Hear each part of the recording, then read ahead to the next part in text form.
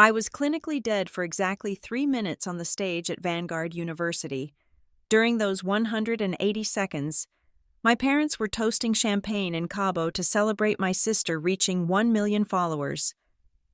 I woke up in the ICU with Grandpa Arthur holding my hand, but the true agony wasn't physical. It was seeing 60 missed calls from my father. He didn't care if I lived. He just needed my signature to sell my inheritance. My name is Evelyn Graymont, and at 22 years old, standing in the heavy velvet shadows of the backstage wing at Vanguard University, I felt less like a valedictorian and more like a structural support beam that had finally groaned under too much weight. The air smelled of industrial floor wax and the stale perfume of 1,000 nervous graduates, but all I could taste was copper. It coated the back of my throat, a sharp, metallic tang that I assumed was just adrenaline. I was wrong. It was the taste of my own body preparing to wage war against me. I looked down at the speech clutched in my left hand. The paper was trembling so violently that the words were blurring into meaningless black ink blotches.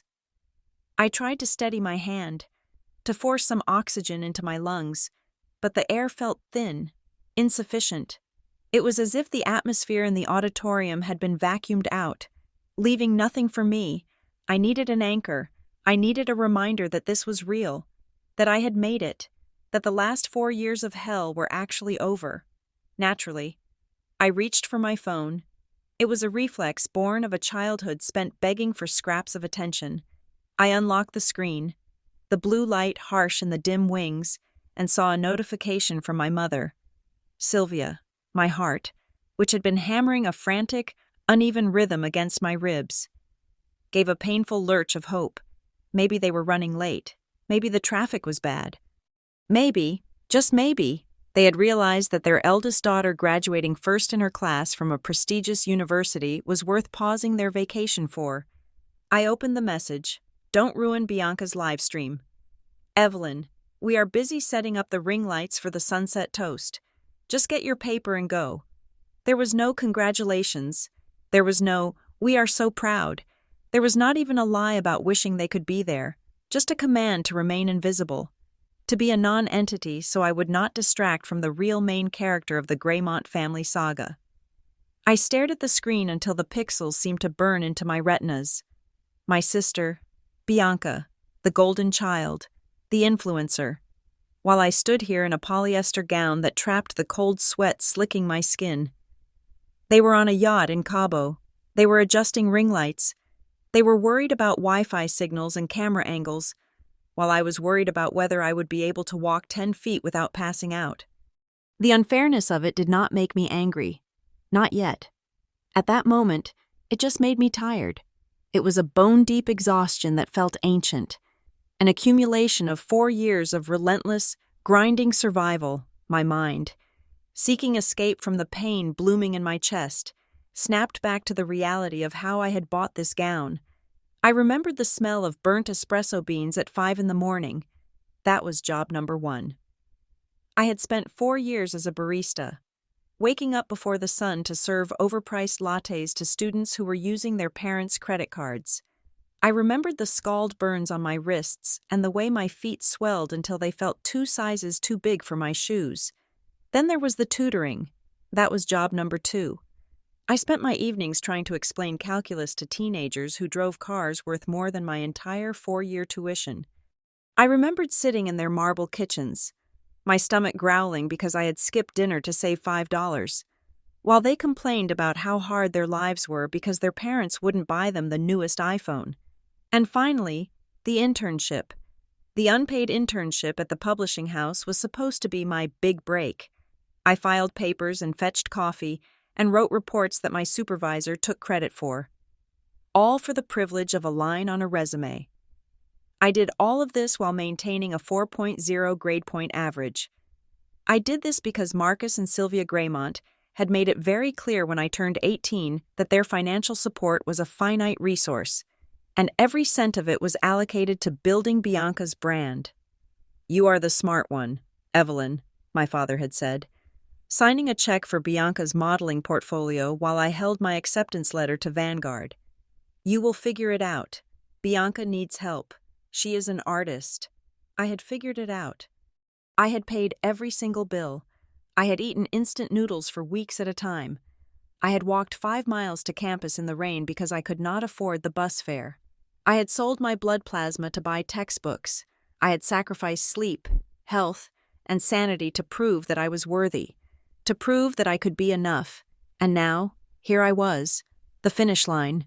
The pain in my chest spiked, sharp and sudden, like a serrated knife twisting between my ribs. I gasped. Dropping my phone, it clattered to the floor, the screen cracking, a fitting metaphor for the last 10 minutes of my life. This was not anxiety. I knew anxiety. Anxiety was the flutter in your stomach before a test. This was something else. This was a rebellion. My body was staging a walkout. It was telling me that the debt was due, and I was bankrupt. Evelyn Graymont? The stage manager whispered my name, gesturing frantically. It was time. I nodded, unable to speak. I bent down to pick up my phone, my fingers numb and clumsy. My left arm felt heavy, like it was made of lead. I shoved the phone into the hidden pocket of my gown and straightened up. The world tilted on its axis for a second, then righted itself. I took a breath that rattled in my lungs and stepped out from the wings. The lights were blinding. 5,000 people sat in the auditorium. A sea of faces and camera flashes. The applause started, a polite ripple that grew into a roar as the dean announced my name.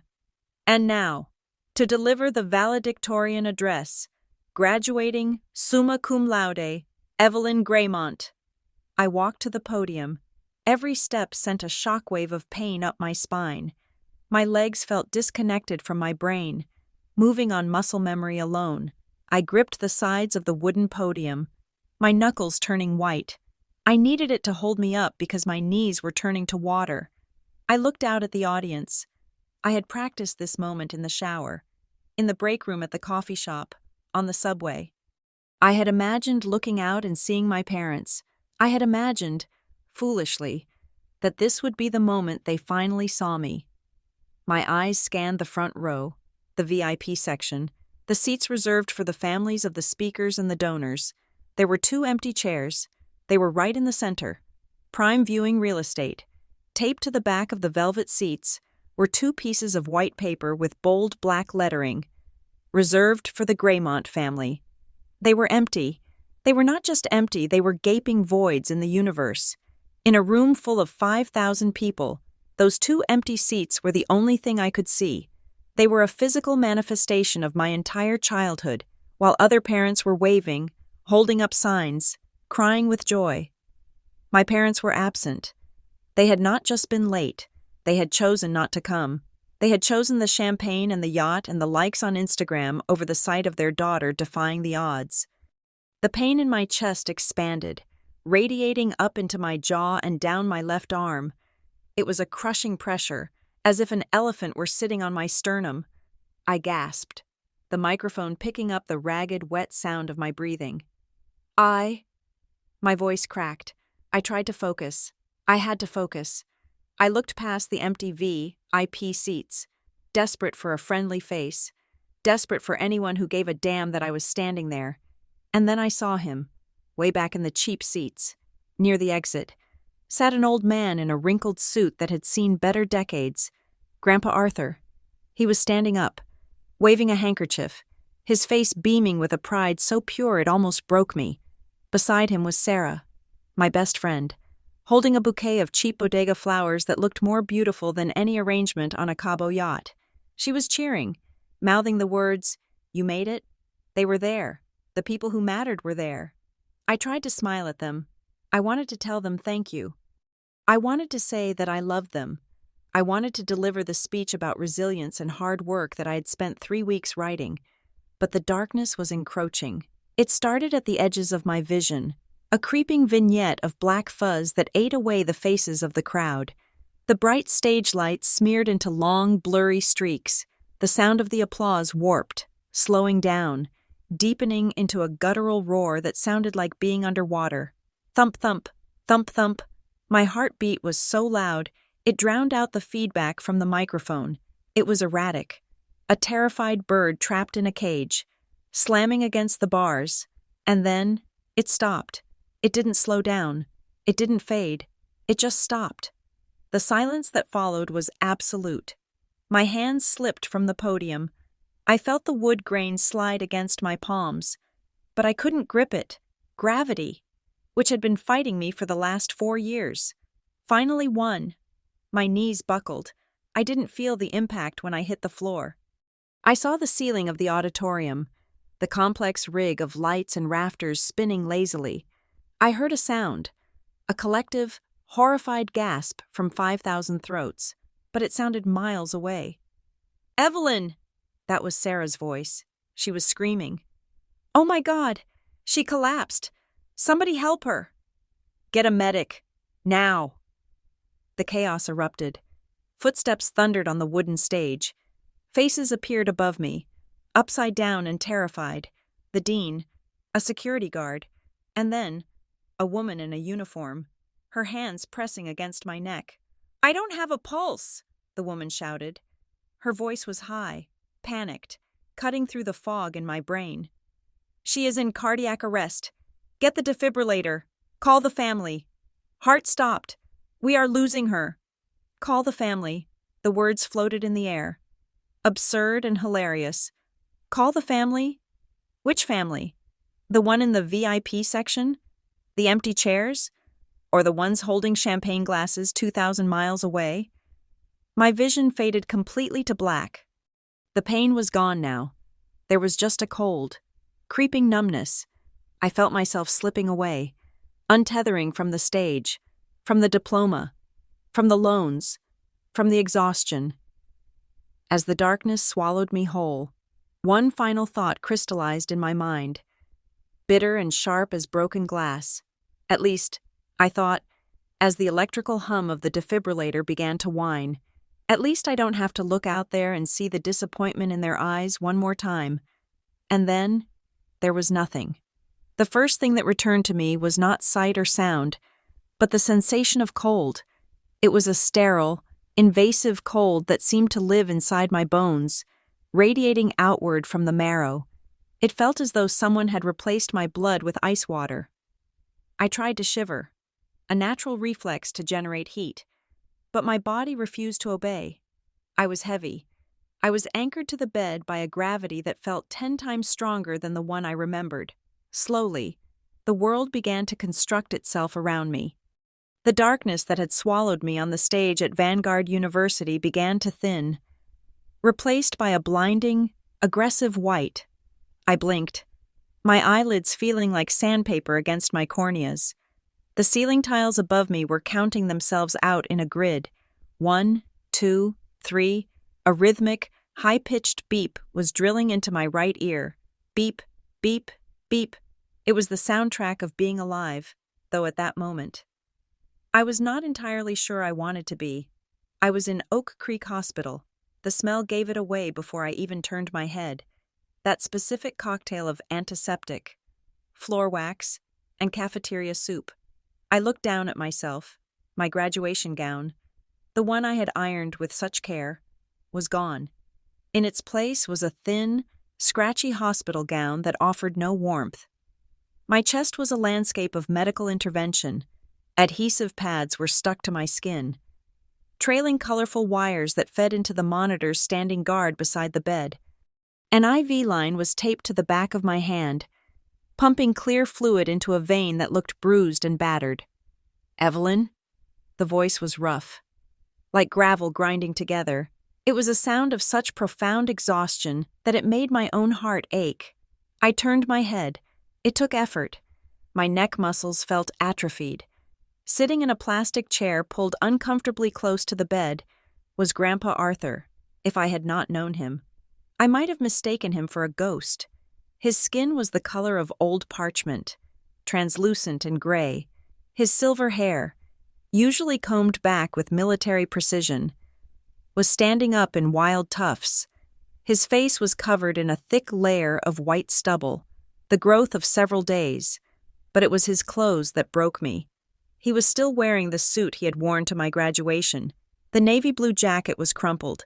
The collar of his dress shirt was unbuttoned and stained with what looked like coffee. and his tie hung loose around his neck like a noose. He had not left. "Grandpa," I whispered. My voice was a wreck. It sounded like air escaping a punctured tire. My throat was raw, likely from a breathing tube that had been removed while I was unconscious. Arthur let out a sound that was half sob, half laugh. He reached out and covered my hand with his. His skin was dry and warm, his grip trembling but fierce. He held on as if he were trying to keep me from floating away again. "You are back," he said, his eyes rimmed with red. "You are finally back." On the other side of the bed, a figure stirred. Sarah lifted her head from where it had been resting on the mattress. Her face was swollen, her makeup smeared into dark streaks down her cheeks. When she saw my open eyes, she burst into tears again, a fresh wave of grief and relief crashing over her. "You scared the hell out of me. Evie," she choked out, grabbing my other hand. "You stopped breathing. You actually stopped." "How long?" I managed to ask. The passage of time felt distorted, warped.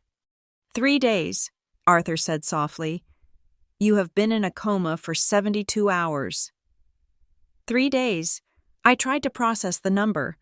3 days was an eternity. In 3 days, the world could change.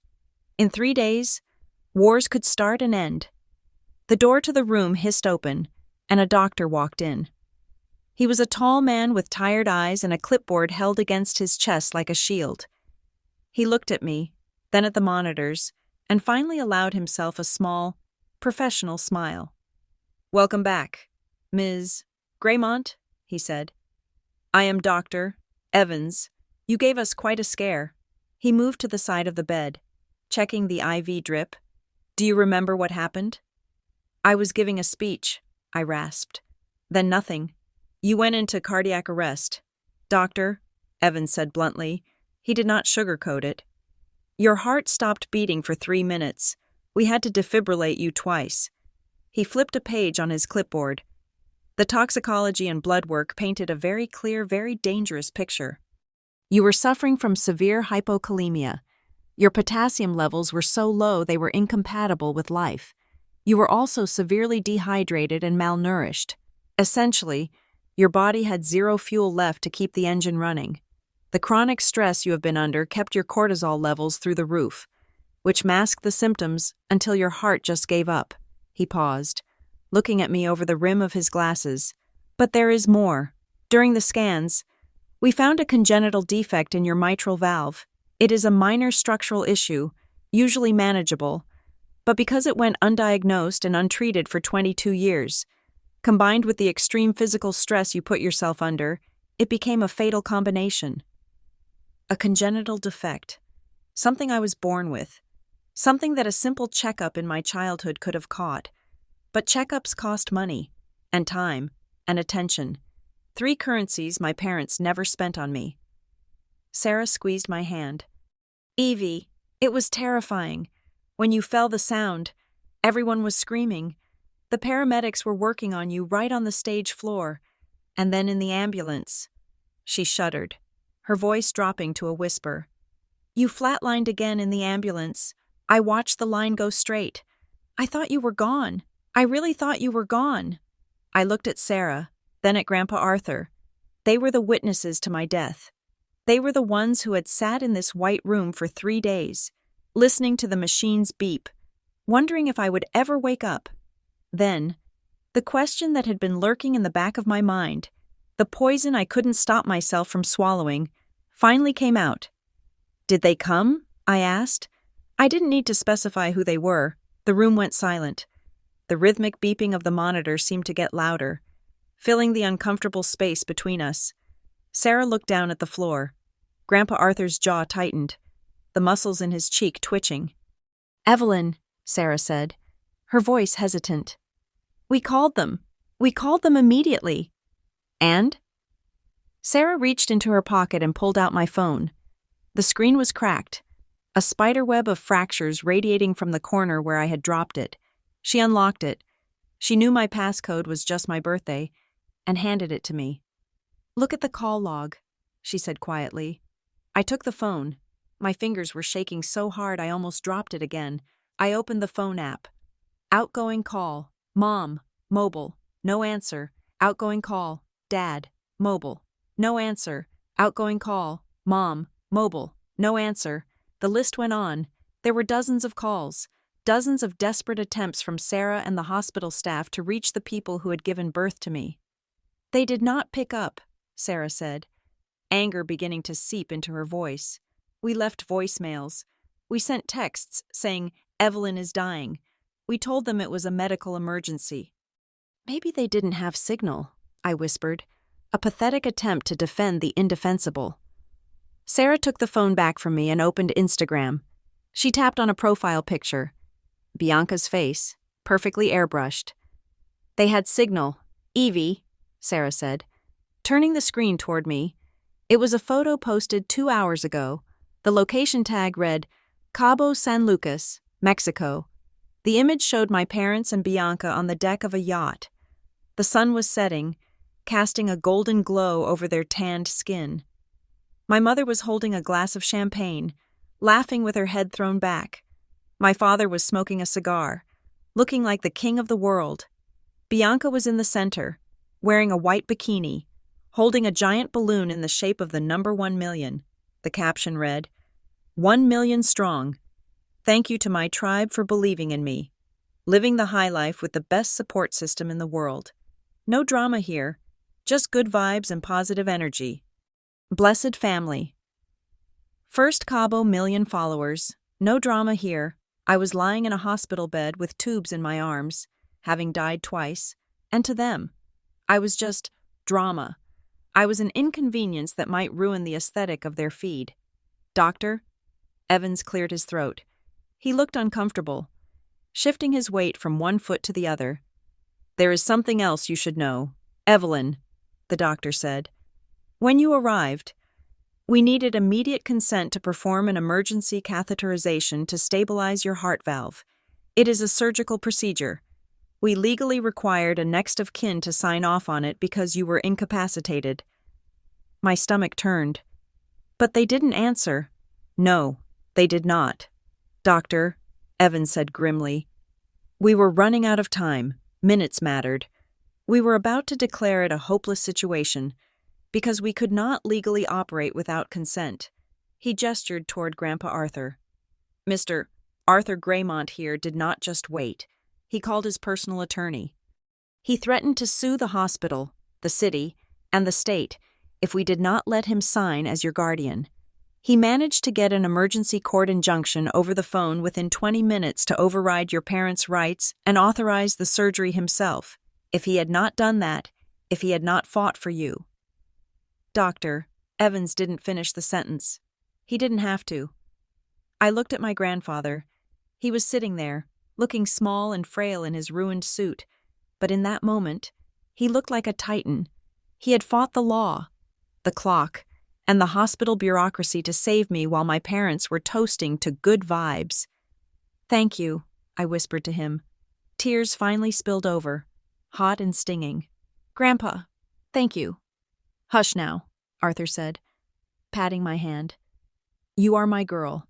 I was not going to let them take you, not on my watch. The doctor checked the monitors one last time. You need rest. Your electrolytes are stabilizing, but your heart is weak, extremely weak. Stress is not just bad for you right now. Evelyn, it is lethal. I want you to understand that. You cannot go back to whatever life you were living before this. No stress, no work, just recovery. He turned to leave. I will be back to check on you in 2 hours. The door clicked shut, leaving the three of us in the silence again. But the silence was different now. It was heavier. It was filled with the weight of a truth I could no longer ignore. I had always known my parents favored Bianca. I had known they were selfish. But I had always thought, deep down in the childish part of my heart, that if it came down to life or death, they would care. I thought there was a line they wouldn't cross. I was wrong. There was no line. There was only the bottomless pit of their narcissism. My phone buzzed in Sarah's hand. We all froze. The sound was like a gunshot in the quiet room. Sarah looked at the screen, her eyes widening. "It is him," she whispered. "It is your dad." "Give it to me," I said. My voice was harder now. The sadness was crystallizing into something cold and sharp. Sarah hesitated, then handed me the phone. A text message notification was glowing on the screen. It was from Dad. My heart rate monitor sped up. Beep, beep, beep, beep. I took a deep breath, trying to calm the physical reaction, and opened the message. I expected an apology. I expected, "Oh my God, are you okay?" I expected, "We are on the first flight back." Instead, I read, "Call me back immediately. Stop playing games. We have an urgent issue regarding the trust fund papers. The bank needs your signature by Monday or the deal falls through. Pick up the phone." I read it twice, 3 sentences, 32 words. Not one word was love. Not one word was worry. Not one word asked if I was alive. He didn't know I had woken up. He didn't know I had died. And the terrifying reality was, even if he did know, he probably would have just asked if I could sign the papers with my other hand. I stared at the phone. The glow of the screen illuminated the hospital bracelet on my wrist. Evelyn Graymont, do not resuscitate. I looked at Grandpa Arthur, asleep in the chair now, his head bowing with exhaustion. I looked at the wires keeping me alive, and then I looked back at the message. Urgent issue regarding the trust fund. Something inside me clicked. It was the sound of the final shackle breaking. The daughter who wanted their approval died on that stage at Vanguard University. The woman who woke up in this bed was someone else entirely. I turned off the screen, plunging the room back into the soft gray dimness. I did not reply. "Is everything okay?" Sarah asked softly. "No," I said, staring at the blank ceiling. "But it is going to be." Lying in the hospital bed, staring at the message from my father demanding I sign the trust fund papers, I felt a bitter laugh bubble up in my throat. It was a dry, painful sound that scraped against my raw tonsils. He was desperate. He was urgent. He was panicked. It was a tone I had only ever heard him use when the stock market dipped or when his golf handicap increased. To understand why a man would text his daughter about legal documents while she was in the cardiac unit, you have to understand the ecosystem of the Graymont family. You have to understand what happened 1 month ago. On the day I finally realized that to my parents, I was not a child. I was an asset they had forgotten to liquidate. The memory hit me with the force of a physical blow, transporting me back from the sterile white of the hospital to the suffocating beige of my parents' estate. It was a Tuesday in late April. I had driven my beaten-up sedan, a car that sounded like a lawnmower choking on gravel, up the winding driveway of the Graymont mansion. The house was a sprawling architectural ego trip, all columns and imported marble, designed to impress people my parents did not even like. I parked around the back, near the servants' entrance, out of habit. My car, with its peeling paint and dented bumper, was considered an eyesore that disrupted the visual harmony of the front courtyard. Inside, the house smelled of expensive lilies and impending financial doom. I found my parents in the solarium. My father, Marcus, was pacing back and forth, shouting into his phone. His face was a map of stress, red blotches blooming on his neck. "I do not care what the market analysis says," he was screaming. "We need the liquidity now. The Oakwood development is stalled. If we do not pour concrete by next week, the investors walk. Sell the bonds. Sell the vacation home in Aspen. Just get me the cash." My mother, Sylvia, was sitting at the glass table, completely ignoring her husband's meltdown. She was surrounded by swatches of pink packaging and bottles of perfume. She was holding a tablet, frowning at a spreadsheet. "Marcus, keep it down," she snapped, not looking up. "I am trying to budget for Bianca's launch party. The venue wants a $50,000 deposit by Friday, and we still need to pay the PR firm for the bot farm. We cannot launch Bee Beauty with less than 500,000 followers. It would be social suicide." I stood in the doorway, clutching a manila envelope to my chest. I felt like an intruder in a museum. "Mom? Dad?" I said. My father ignored me, turning his back to yell at his broker. My mother glanced up, her eyes scanning me with a critical detachment, as if I were a piece of furniture that had been placed in the wrong room. "Evelyn," she said, her voice flat. "What are you doing here? I thought you were working at that coffee shop." "I took a break," I said, stepping into the room. "I need a signature for graduation. The university needs to verify that my tuition payments for the final semester are cleared so they can release my diploma. Since the loan was under your name originally, even though I paid it off, they need your cosign." My mother sighed, a long, dramatic exhalation that suggested my existence was exhausting her. "Leave it on the table. We are in a crisis. Evelyn, real problems. Your father is dealing with the bank, and I am trying to build your sister's future." "It will take 10 seconds, I pressed, walking forward. "Not now," my father barked, ending his call and slamming the phone onto the table. He looked at me, his eyes wild. "Can you not see we are busy? The real estate market is bleeding us dry. Evelyn, we are hemorrhaging money, and you are bothering us with what? School papers?" "It is my graduation, Dad," I said, my voice tightening. "In 1 month, I am the valedictorian. I am giving the speech." "Valedictorian," he repeated, as if the word was in a foreign language. "Does being valedictorian pay the mortgage? Does it pay for the 3 lawsuits I'm fighting?" Before I could answer, the glass doors to the patio slid open. Bianca breezed in. She was wearing a white tennis skirt and a crop top, holding a selfie stick. She looked like she had just stepped out of a magazine, glowing with health and wealth.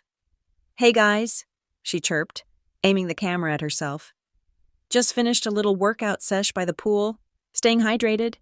She pouted at the camera, then ended the recording. Her smile vanished instantly as she looked at me. "Oh," she said, "the country bookworm is home. What is that smell? Is that burnt coffee?" "Hello, Bianca," I said, ignoring the jab. "Mom," Bianca whined, turning to Sylvia. "Did you book the flight to Cabo yet? The production team for Rich Kids of the Coast needs the itinerary. They want to film the season finale on the yacht. It is going to be huge. We are talking millions of views." "We are working on it, sweetie," my mother cooed, her face softening instantly. "Daddy is just moving some funds around." I felt a cold stone settle in my stomach. "Cabo?" I asked. "Wait, the Cabo trip is the 3rd week of May. That is graduation week." The room went silent. My mother picked up a perfume bottle, examining the label with feigned interest. My father poured himself a drink from the crystal decanter on the sidebar. "Well," my mother said, not looking at me. "About that, we were going to call you." "You are not coming," I stated. It wasn't a question. "It is a conflict of schedule."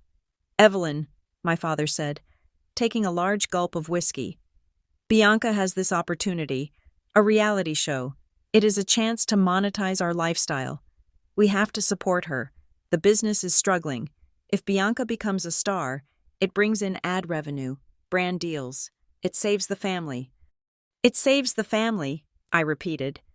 "So, you are skipping my college graduation, where I am graduating first in my class, to film a reality show episode about how rich you are?" "Do not be selfish," my mother snapped. "You are always so jealous of your sister. You have your little degree. You have your job. Bianca needs this. This is her career. I am not jealous." I felt my voice rising, trembling. "I just wanted you to be there. Just once. I worked 3 jobs. I paid for this myself. I just wanted my parents to see it." "Lower your voice," my father warned. "We are not doing this. We are going to Cabo. It is decided." I felt a sharp pinch in my chest, a precursor to the heart attack that would kill me a month later. I rubbed my sternum, wincing. I had been feeling it for weeks. A fluttering, aching pressure, accompanied by random nosebleeds that I hid in the bathroom sinks at work. "Mom," I said, my voice quieter. "I do not feel well lately. My chest hurts. I get dizzy. I think I need to see a doctor. but the clinic said my insurance was declined last week." My mother rolled her eyes. She actually rolled her eyes. "Oh, stop it," she said dismissively. "You are such a hypochondriac. Every time Bianca gets something, suddenly you are sick. Suddenly you are dying. It is pathetic. Evelyn, you are just stressed because you are working too much. Drink some water and stop making drama to get attention." "I am not making drama," I whispered. "I am scared." "If you are scared, go to yoga." Bianca laughed, scrolling through her phone. "That is what I do. It clears the chakras." I looked at them. The three of them. A perfect triangle of delusion. I realized then that I could drop dead right there on the Persian rug, and they would probably just be annoyed that I stained the fabric. "Fine," I said. "Just sign the paper, please." My father scribbled his signature without reading the document and shoved it back at me. "Go, we have work to do." I walked out of the solarium, my legs feeling heavy. I needed air. I needed sanity. I retreated to the library, a room nobody in this house used but me. I pulled out my phone and dialed the only number that mattered. "Hello, little bird." Grandpa Arthur's voice came through, crackly but warm. "Grandpa," I choked out. "They are not coming. They are going to Cabo." "I know," he sighed. The anger in his voice was a low rumble. "Marcus told me. He is a fool, Evelyn, a damn fool chasing fool's gold." "They said I was jealous," I told him, wiping a tear from my cheek. "Mom said I was faking being sick for attention." "Listen to me," Arthur said, his tone shifting to something serious, almost conspiratorial. "Let them go. Let them have their yacht and their cameras. You focus on that stage. You focus on walking across it. I will be there. And Evelyn?" "Yes?" "I have a gift for you, a real gift, not a car or a purse. Something that will ensure you never have to beg them for anything ever again. I set it up years ago. For when you graduated, it is a trust. Evelyn, a shield. Just hold on until you get that diploma." I did not know what he meant then. I thought maybe he meant a savings bond or a little cash. I had no idea he meant the land, the title, the power. "I will hold on, Grandpa," I promised. After I hung up, I sat at my father's heavy oak desk. Trying to compose myself before driving back to my dorm, I needed a tissue. I opened the bottom drawer, looking for a box of Kleenex. Instead, I found a stack of mail, unopened, discarded mail that my father had swept off the desktop. One envelope caught my eye. It was from the health insurance provider. It was addressed to my father, marked Final Notice. My hands trembling. I tore it open. "Dear Mr. Graymont, this letter is to confirm the termination of coverage for dependent Evelyn Graymont, effective January 1st. Reason: request by policyholder to reduce premium costs." I stared at the date. January, 4 months ago. They had cut me off. They had removed me from the family plan in the middle of winter without telling me. I shuffled through the other papers in the drawer. Underneath the insurance notice was an invoice from a digital marketing agency titled Bianca Graymont Brand Strategy. Item: 50,000 bot followers. $5,000. Item: comment engagement package. $2,000. Item: blue check verification expedited service. $1,500. The math was simple. It was brutal. The premium they saved by kicking me off the health insurance was almost exactly the same amount as the monthly fee for buying fake followers for Bianca. My health, my heart, my life. It was worth less to them than a blue check mark next to my sister's name. I put the papers back. I closed the drawer. I did not scream. I did not storm back into the solarium to confront them. I knew it would be useless. To confront them, I would have to appeal to their conscience, and I now had written proof that they did not possess one. I walked out of the house, past the manicured hedges, past the fountain that cost more than my education. I got into my rusting Honda. I sat there, gripping the steering wheel until my knuckles turned white. I looked at the rearview mirror. The reflection staring back at me was pale, with dark circles under the eyes, a girl who was working herself to death to impress people who had traded her safety for internet clout. And then, finally, I broke. I put my head on the steering wheel and sobbed. I cried not because I was sad, but because I was grieving. I was grieving the death of the hope that they would ever love me. I sat there for an hour, shaking, alone in the driveway of the house where I grew up. Realizing that I was more homeless here than I was in my tiny dorm room, I wiped my face, started the engine, and drove away. I told myself I would never come back. I was wrong. I would come back, but I would not come back as their daughter. I would come back as their landlord. I placed the phone face down on the adjustable hospital table, effectively silencing the digital lifeline to my parents. The vibration against the hard plastic surface was a persistent, angry buzz, like a trapped hornet, but I refused to turn it over. I refused to look at the notifications piling up. My chest still felt like it had been kicked by a horse, a dull, throbbing ache centered behind my sternum that served as a constant reminder of my mortality. I took a sip of water from a styrofoam cup, the liquid cool against my parched throat. I was alive. That was the only fact that mattered. The hysteria of the Greymont family circus could wait. Grandpa Arthur watched me place the cup back down. He had been silent for the last hour, his eyes moving back and forth between me and the vibrating phone with a calculating intensity I had not seen in him for years. He sat up straighter in the uncomfortable plastic chair, the fatigue seemingly evaporating from his posture. He looked less like a worried grandfather now and more like the ruthless businessman he had been 40 years ago. "Sarah," Arthur said, his voice level but authoritative, "could you please give us a moment? I need to discuss some legal matters with Evelyn. Private matters."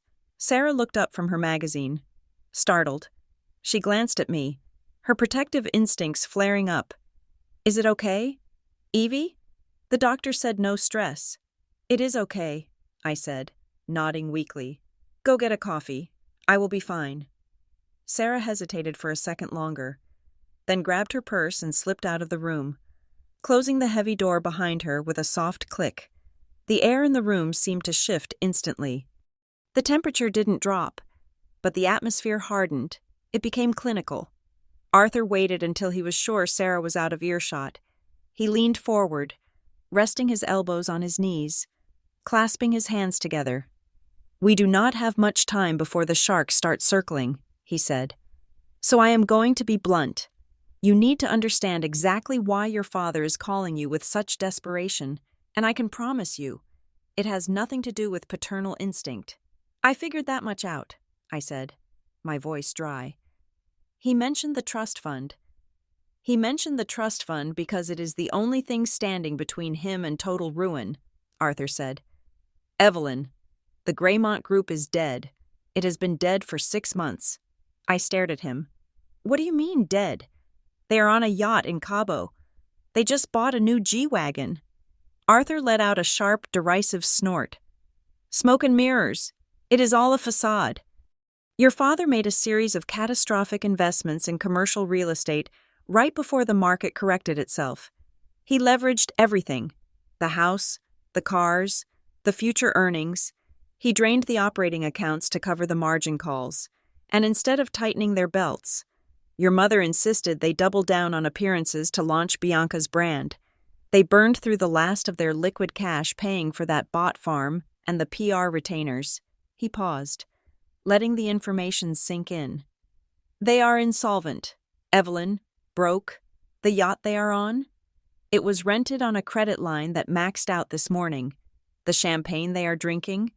Likely put on a tab they cannot pay." My mind raced, trying to reconcile the image of my parents' opulent lifestyle with the reality Arthur was painting. It was like looking at a beautiful apple and realizing it was rotten to the core. "But what does this have to do with me?" I asked. "I do not have any money." They made sure of that. "You do not have cash," Arthur corrected, "but you have land." He reached into the inside pocket of his jacket and pulled out a folded, thick document. It looked old, the edges slightly yellowed. 20 years ago, Arthur began, his voice dropping lower. When you were just a toddler, I saw how Marcus and Sylvia were. I saw how they spent money. I saw how they looked at you versus how they looked at themselves. I knew, even then, that a day would come when they would strip the copper wiring out of the walls if it meant they could buy a newer car. So, I made a move they never forgave me for, and eventually forgot about. He unfolded the document on the bedspread. It was a deed. "The Virginia farm," he said, pointing to the legal description. 300 acres of prime development land in Loudoun County. It has been in the family for 4 generations. Your father has always assumed it was part of his inheritance, an asset held in the general family trust that he controls. Is it not? No, Arthur said, a gleam of triumph in his eyes. I transferred the title of that property, along with a portfolio of blue-chip stocks, into an irrevocable trust in your name, the Evelyn Graymont Protection Trust. The terms were simple but absolute. The assets would remain frozen, managed by a third-party executor, until the beneficiary, you, graduated from an accredited university with a bachelor's degree. My breath caught in my throat. I looked at the date on the document. It was signed 20 years ago.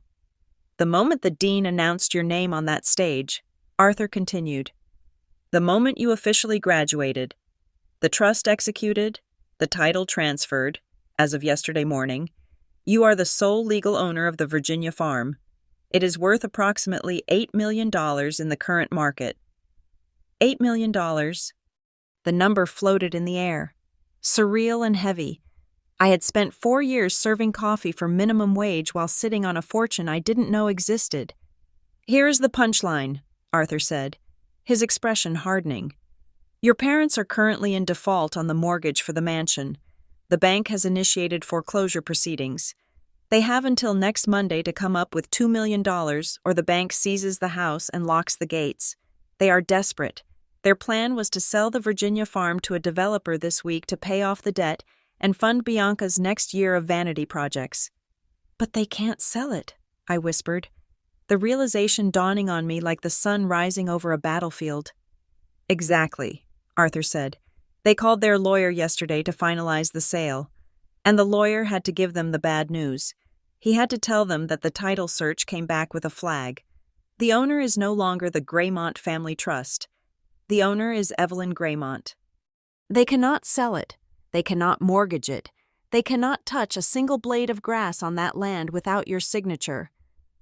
I looked at the phone again. The pieces of the puzzle slammed together with a satisfying, terrible click. The 60 missed calls, the frantic text messages, the anger. It wasn't worry. It wasn't grief.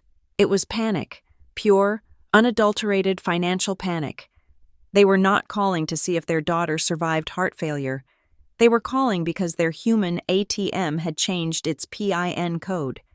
They need a signature, I said, my voice steadying. They need me to sign a power of attorney or a deed transfer so they can sell the land before the bank takes the house on Monday. Precisely, Arthur said. They are assuming you are pliable. They are assuming you are the same girl who just wanted their approval. They think they can bully you into signing the rights back over to them before you even realize what you own. They probably do not even know you are aware of the trust. They likely think it is just a clerical hurdle they need you to clear. I closed my eyes, letting the anger wash over me. It was not the hot, explosive anger of a tantrum. It was a cold, clarifying anger. It was the temperature of deep space. They do not know I almost died, I said. Or if they do not care. They are worried about the deadline next Monday. If they knew you were in critical condition, Arthur said darkly, Marcus would probably try to guide your hand to sign the paper while you were unconscious. That is the kind of man he has become. I opened my eyes and looked at my grandfather. So, what do we do? Arthur leaned back. I can have my lawyer file an injunction. We can block them. We can tell them to go to hell over the phone. I can handle it. Evelyn, you just rest. No, I said. The word surprised both of us. I sat up a little straighter, ignoring the pull of the wires on my chest. No lawyer, I said. Not yet. I looked at the phone. It had stopped buzzing. They were probably regrouping, coming up with a new strategy to manipulate me. If we tell them now, I said, my mind working fast, analyzing the variables like I used to analyze plot points in my creative writing classes. If we tell them I know about the money or that I am sick, they will spin it. They will play the victim. They will say I am holding the family hostage. They will send lawyers to contest the trust. They will drag this out. What are you suggesting? Arthur asked, intrigued. I want them to come here, I said. I want them to walk into this room believing they are still in control. I want them to look me in the eye and ask for that signature while I am lying in this bed. You want to trap them, Arthur stated. I want the truth, I corrected. I want to see how far they will go. I want to see if they will actually ask a dying girl to sign away her future to save their reputation. I need to see it, Grandpa. I need to see it, so I never have a single doubt again when I cut them out of my life. I reached out and took Arthur's hand. Do not answer the phone, I instructed him. Do not tell them I am awake. Do not tell them about the heart attack. Let them think I am just being difficult. Let them think I am ignoring them like a rebellious teenager. It will make them angry. It will make them come here faster. Arthur looked at me for a long moment. He studied my face, looking for the scared little girl he used to read stories to. He didn't find her. She was gone. In her place was a woman who had survived death and was now ready to survive her family. Slowly, a smile spread across his face. It was a grim, wolfish smile. You really are a Greymont, he said with pride. The real kind. The kind that built this family before your father turned it into a joke. He stood up and smoothed his rumpled jacket. Very well, he said. We play it your way. Silence. We let the silence drive them mad. They have to fly back. The flight from Cabo is 5 hours. If they leave now, they will be here by tomorrow morning. Let them come, I said, leaning back against the pillows. I will be waiting. I picked up my phone one last time. I didn't unlock it. I just looked at the black screen, imagining my parents' faces reflecting in it, sweaty, desperate, and filled with the terrifying realization that the power had shifted. They were coming to collect a signature. They were going to find a judgment. You should get some sleep, Arthur said, moving to the door to call Sarah back in. You need your strength. Tomorrow is going to be a theater production, and you are the director. Grandpa, I called out before he opened the door. Yes? Make sure the nurses know, I said. Family only. Immediate family. I want to make sure they get past the front desk without any trouble. I want to roll out the red carpet. Arthur nodded, his eyes twinkling with a dark amusement. I will make sure the path is clear. He opened the door and waved Sarah back in. As my best friend rushed to my side, fussing over my pillows and checking my water cup, I closed my eyes and let the rhythmic beep of the heart monitor lull me into a restless sleep. Beep, beep, beep. It was the sound of a ticking clock, and for the first time in my life, the time was running out for them, not for me. Next Monday was coming, and so was the reckoning. The arrival of the Greymont family on the morning of day 5 was not announced by the polite knock of a nurse or the squeak of rubber shoes on linoleum. It was announced by the sonic boom of entitlement crashing into the quiet dignity of the cardiac ward. I heard them before I saw them. I was sitting up in bed, propped by 3 pillows, my eyes fixed on the door like a soldier in a trench waiting for the enemy to crest the hill. Grandpa Arthur was in his usual spot in the corner, blending into the shadows. He had shaved and put on a fresh shirt Sarah had brought him. But he sat with the stillness of a predator. We had agreed on the strategy. He was the ghost. I was the bait. From the hallway, a voice shrill enough to peel paint echoed through the open door. I mean, seriously? This is the VIP wing? It smells like bleach and poor people. Did you see that nurse? She looked at my Birkin like she wanted to eat it. That was Bianca. Then came the heavy, stomping tread of my father. Marcus. I am going to have a word with the administration. I donate to the agonizingly slow charity gala every year. And this is the reception we get? No valet? I had to park the rental in the general lot like a commoner. And finally, the click-clack of high heels. Fast, agitated, aggressive. My mother, Sylvia. They swept into the room not like concerned relatives, but like a storm front of chaos and expensive fabric.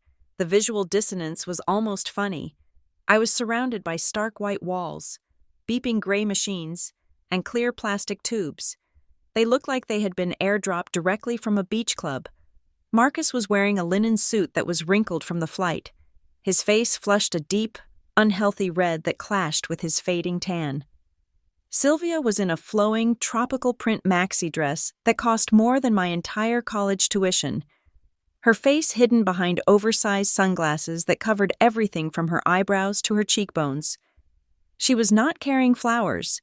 She was not carrying a get-well-soon teddy bear. She was clutching a thick navy blue legal folder to her chest, as if it were the Holy Grail. But it was Bianca who truly captured the horror of the moment. My sister walked in backwards. She was holding her phone up at arm's length, the screen facing her, a portable ring light clipped to the top, casting a harsh, angelic halo on her face. She was performing. "Hey guys," she whispered loudly into the microphone, pouting her lips in a practiced display of tragic beauty. "We just landed. Literally ran off the plane. We are at the hospital now. My heart is just so heavy. My big sister is going through a really tough time. But the Greymonts never fold. We are here. We are strong. Please keep sending those prayers and stars. Family is everything. #family love. #survivor." She spun around, panning the camera toward my bed. "There she is," Bianca narrated, her voice trembling with fake emotion. "She is wow. She looks tired, but she is a fighter." She didn't look at me.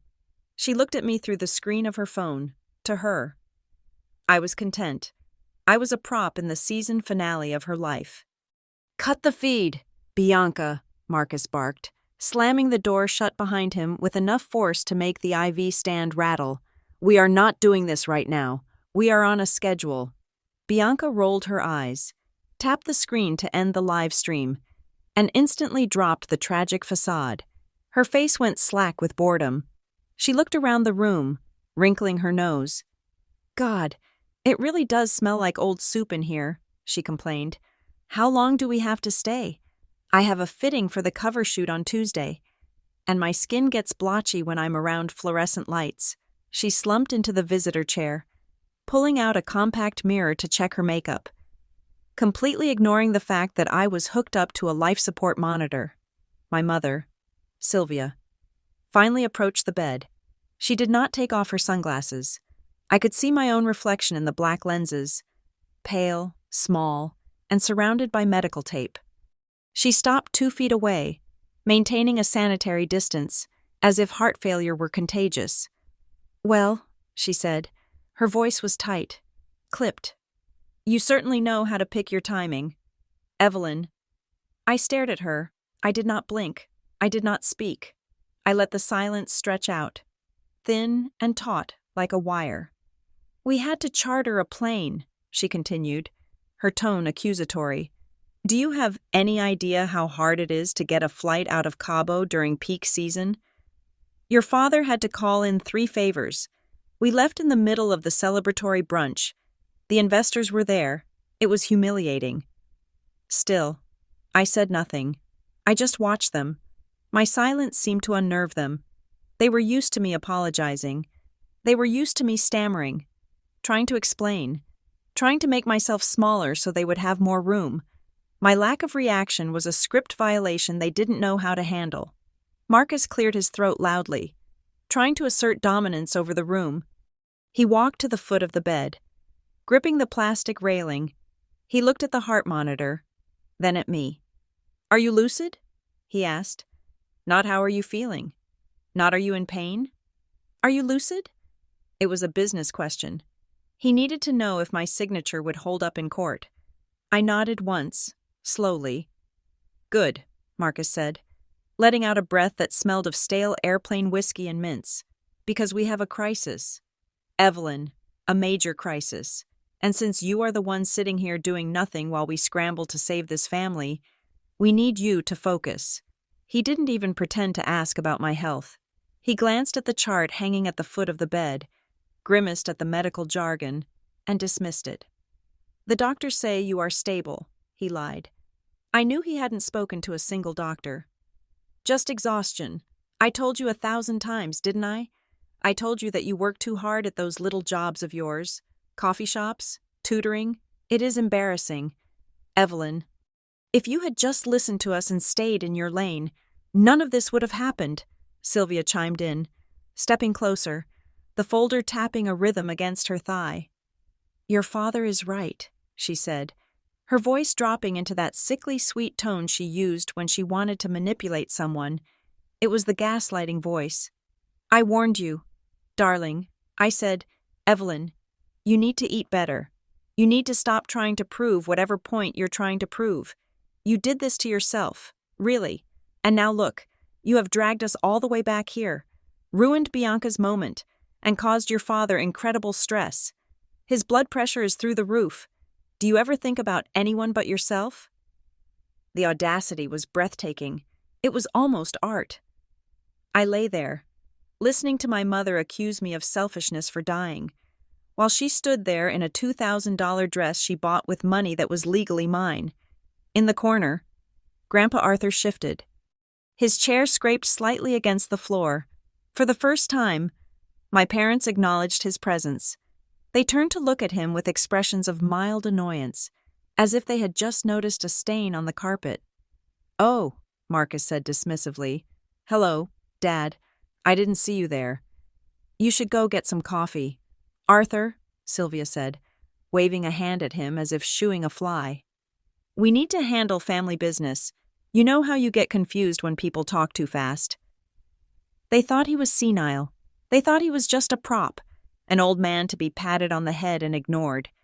They had no idea he was the architect of their destruction. Arthur didn't move. He didn't speak.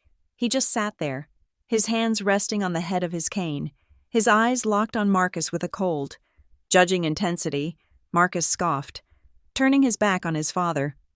"Fine, stay. Just don't interrupt." He turned back to me, his patience evaporating. He reached out and snatched the folder from Sylvia's hands. "Look, Evelyn," he said, his voice dropping to a conspiratorial whisper. "We don't want to burden you with details while you are resting, but the hospital bills are astronomical. The ambulance ride alone was $5,000. The ICU is $10,000 a night. We are looking at a bill of over $50,000 by the time you check out." He paused for effect, trying to look burdened. "We want to take care of it," he said magnanimously. "We are your parents. We take care of you, but there is a snag with the insurance. Because you were off the plan, there are some administrative hoops we need to jump through to get the coverage reinstated retroactively so we can pay these bills for you." The lie was so smooth, so practiced, it was a masterpiece of deception. He opened the folder. Inside was a stack of documents, thick and dense with legal text. He flipped to the back page, where a yellow sticky note with a "Sign Here" arrow was pointing to a blank line. "It is just a standard insurance authorization form," Marcus said. Pulling a Mont Blanc pen from his pocket, he clicked the top. The sound was sharp in the quiet room. "It authorizes me to handle your assets and liabilities to clear the medical debt. Standard procedure. Just sign here, and we can go handle the billing department, and you can go back to sleep. We will take care of everything." He held the pen out to me. I looked at the paper, even from this distance, upside down. I could see the header. It didn't say Blue Cross Blue Shield. It didn't say medical authorization. It said General Power of Attorney and Asset Liquidation Grant. It was a total surrender. If I signed that line, I was giving him the legal right to sell the farm, sell the stocks, and empty the trust before I could even leave the hospital. He was trying to trick me into signing away $8 million to pay a hospital bill that I could easily afford myself. I looked up at his face. He was sweating. A bead of perspiration was trickling down his temple, getting caught in his sideburns. His eyes were wide, pleading, but not with love, with greed. He looked like a junkie needing a fix. Sylvia was leaning in, her lips pursed. "Just sign it, Evelyn. Don't be difficult. We are trying to help you." Bianca looked up from her phone. "Yeah, hurry up. I am hungry. I want to go to that sushi place downtown." I looked at the pen. It was hovering inches from my hand. A shiny black cylinder that could erase my future. I slowly reached out my hand. My fingers brushed against the cool metal of the pen. Marcus let out a breath he had been holding, his shoulders sagging in relief. A triumphant smile began to form on Sylvia's lips. They thought they had won. They thought I was still the stupid, desperate girl who would do anything for a pat on the head. I took the pen. I held it for a moment, feeling its weight. Then, I let my hand drop. The pen slipped from my fingers and clattered onto the hard tile floor. It rolled under the bed, coming to a rest against the wheel of the fourth stand. The sound of the plastic hitting the floor echoed like a gunshot. "Oops," I whispered. My voice was raspy, dry as dust. Marcus stared at his empty hand, then at the pen on the floor. His face turned a darker shade of purple. "Pick it up," he snapped. "Pick it up and sign the damn paper. Evelyn." "My hand," I said, looking at my trembling fingers. "It is so weak, I don't think I can hold a pen." "Dad?" "Don't give me that," Sylvia hissed, stepping forward, her mask slipping. "You were holding your phone just fine. Stop acting. Pick it up." "I can't," I said, widening my eyes in mock innocence. "I am just so exhausted, like you said, Mom." "I work too hard. I am just a nuisance." "Evelyn!" Marcus shouted. He slammed his hand down on the mattress, right next to my leg. The vibration jarred me. "Stop playing games. This is not a joke. We need that signature now." "Why?" I asked. The word hung in the air. "Simple. Deadly." "Why is it so urgent, Dad?" I asked, looking him dead in the eye. "It is just insurance, right? The billing department said I have 30 days to settle the account. Why do you need me to sign a power of attorney for an insurance claim at 10 in the morning on a Saturday?" Marcus froze. He hadn't expected me to read the header. He hadn't expected me to know what a power of attorney was. "If it is not look, you don't understand the legal jargon," he stammered, wiping his forehead. "It is a comprehensive form. It covers everything." "It covers the farm," I said. The room went absolute zero. Bianca stopped chewing her gum. Sylvia took off her sunglasses, revealing eyes that were lined with panic and smeared mascara. Marcus looked like he had been slapped. "What did you say?" he whispered. "The farm," I repeated, my voice gaining strength. "The 300 acres in Virginia. The land you are trying to sell to pay off the mortgage on the mansion because you are bankrupt. That is what this paper is for, isn't it?" Marcus took a step back, looking at me as if I had suddenly sprouted a second head. "How do you know about that?" "I know a lot of things," I said, leaning forward, the pain in my chest forgotten in the rush of adrenaline. "I know you are broke. I know you missed my graduation to take pictures on a rented yacht. I know you ignored 60 calls while I was dying. And I know that you are not here to pay my bills.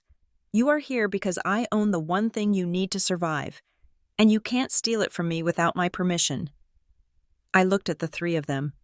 The influencer, the socialite, the tycoon, they looked small. They looked pathetic. "You can keep your pen," I said coldly. "I am not signing anything." Marcus looked at me, his face twisting into a mask of pure, unadulterated rage. The loving father act evaporated instantly. He lunged forward, grabbing my shoulders, his fingers digging into my hospital gown. "You listen to me, you ungrateful little brat," he screamed, shaking me. "I raised you.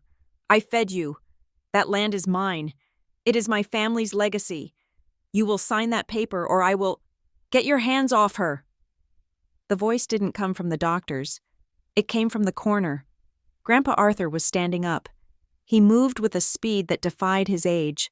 He raised his heavy wooden cane and brought it down hard on the metal railing of the bed with a deafening clang.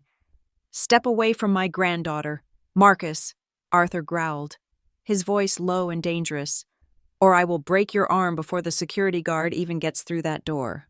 Marcus let go of me, stumbling back, shock written all over his face. He looked at his father, then at me. "You." He pointed a shaking finger at Arthur. "You told her. You senile old bat. You told her." "I told her the truth," Arthur said, stepping between me and my father like a human shield. "Something you haven't done in 20 years. The door burst open. 2 security guards and Sarah rushed in, alerted by the shouting. "Everything okay in here?" one of the guards asked, hand on his belt. "No," I said, my voice cutting through the tension. "These people were just leaving." I looked at my mother. She was clutching her chest, looking at me with a mix of hatred and fear. "Evelyn," she pleaded, her voice trembling, "please, we will lose the house. We will lose everything." I looked at her. I looked at the woman who told me my heart attack was a plea for attention. "Then you better start learning how to make coffee," I said. "I hear Starbucks is hiring." The silence in the hospital room following my comment about Starbucks was not the silence of peace. It was the silence of a pressure cooker seconds before the lid blows off. The air was thick with the scent of expensive perfume and the acrid tang of my father's panic. Marcus stared at me, his face flushing a mottled purple that clashed violently with his white linen collar. He looked at the folder lying on the floor, the insurance papers that were actually a death sentence for my financial future, and then he looked at me. He didn't see his daughter. He saw a broken ATM machine that had suddenly decided to stop dispensing cash. "You think this is funny?" Marcus spat, his voice trembling with a mix of rage and terror. He snatched the folder from the floor, the papers crinkling in his fist. "You think being clever makes you safe? You have no idea what is at stake here. Evelyn, you are playing with fire." "I am not playing with anything," I said, my voice steady despite the wires pulling at my chest. "Let me see the papers. Dad, if it is just insurance, let me read the fine print. I have become quite good at reading fine print lately. It is a survival skill I picked up while negotiating my student loans." "You don't need to read it," Sylvia interjected quickly. Stepping in front of Marcus, she forced a smile that looked like a rictus of pain. "It is legal jargon, honey. It will just confuse you. Your father has a law degree. He knows what is best.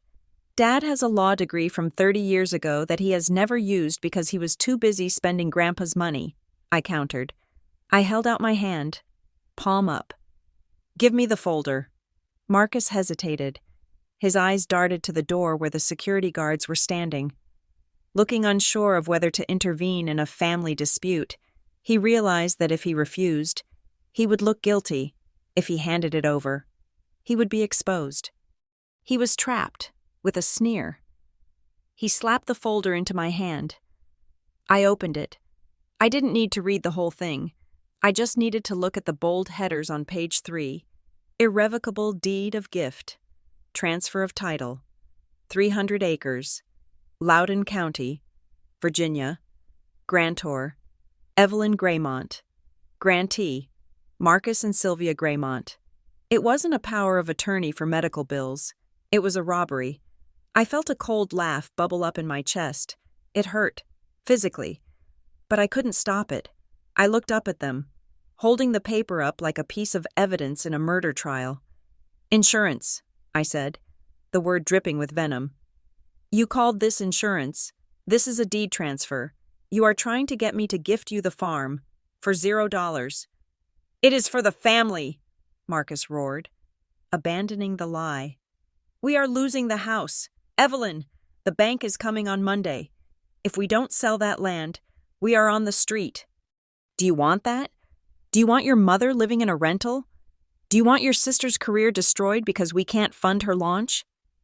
I closed the folder and tossed it onto the floor. It landed with a soft thwack that sounded like a judge's gavel. "I know," I said. "I know about the bankruptcy. I know about the bad investments. I know you have been insolvent for 6 months." My mother gasped, her hand flying to her pearl necklace. "Who told you that? It is a lie. We are just illiquid." Grandpa told me, I said, nodding toward the corner. And unlike you, he doesn't lie to me. He is poisoning you against us, Sylvia shrieked, turning to glare at Arthur. You jealous old man. You always hated that we had ambition. Ambition? I interrupted, my voice rising. Is that what you call it? Ambition is working 3 jobs to pay for school. Ambition is staying up for 48 hours to finish a thesis. What you have isn't ambition. Mother, it is delusion. I took a deep breath, the monitor beside me beeping faster. But the money isn't the point, I said. The land isn't the point. The point is that 3 days ago, I was dead. I pointed a shaking finger at them. I died, I repeated. My heart stopped, and while the doctors were shocking my chest, trying to bring me back, where were you? We didn't know, Sylvia cried, tears streaming down her cheeks, tears that I suspected were more for her ruined reputation than for me. We thought you just fainted. You know how you are. Evelyn, you are anemic. You always get dizzy in the heat. We thought you were being dramatic to steal the spotlight from Bianca. We didn't know it was serious. You didn't know? I looked at Sarah. She was standing by the window, her phone in her hand. She had been recording everything since they walked in, but now I needed her to play something else. Sarah, I said. Show them. Sarah stepped forward. Her face was set in stone. She held her phone out, screen facing my parents. She pressed play. The video was chaotic. It was shaky footage taken from the front row of the graduation. The audio was a cacophony of screams and the high-pitched feedback of a microphone.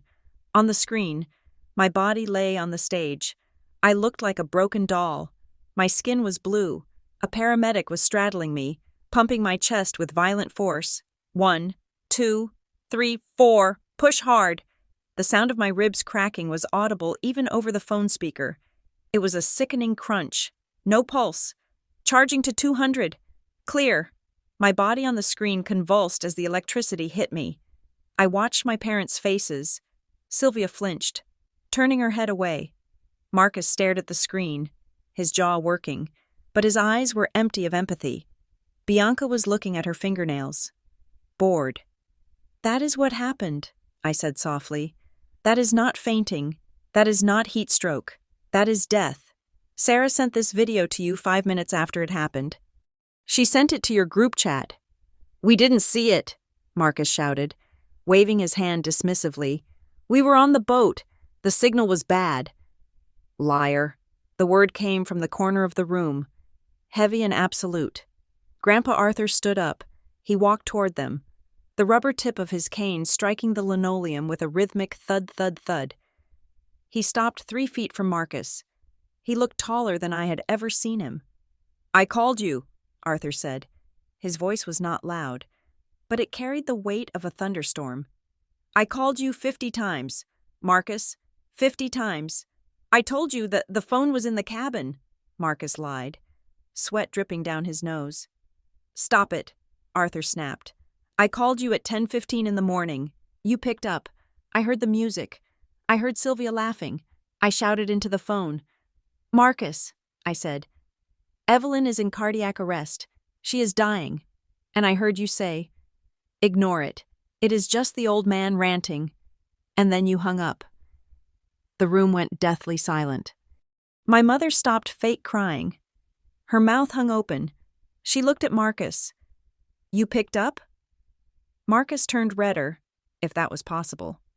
I thought he was exaggerating. You know how he is. He's always trying to ruin our fun. You heard him, I whispered.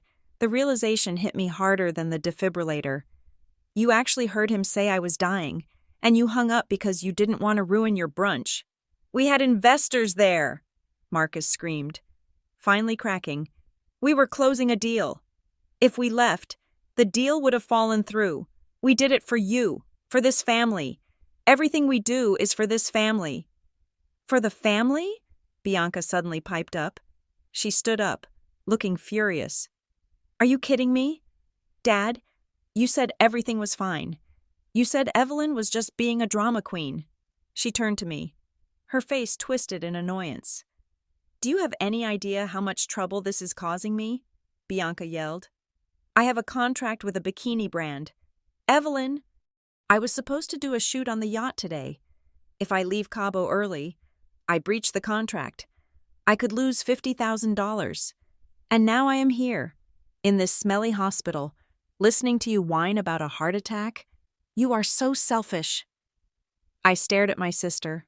I looked at her flawless makeup, her designer clothes, her complete and utter lack of soul. Selfish, I repeated. I started to laugh. It was a dry, hacking sound. I am selfish? I asked. I have been working since I was 16. I paid for my own car. I paid for my own tuition. I paid for my own rent. I paid for my own books. I have never asked you for a single dime in 4 years.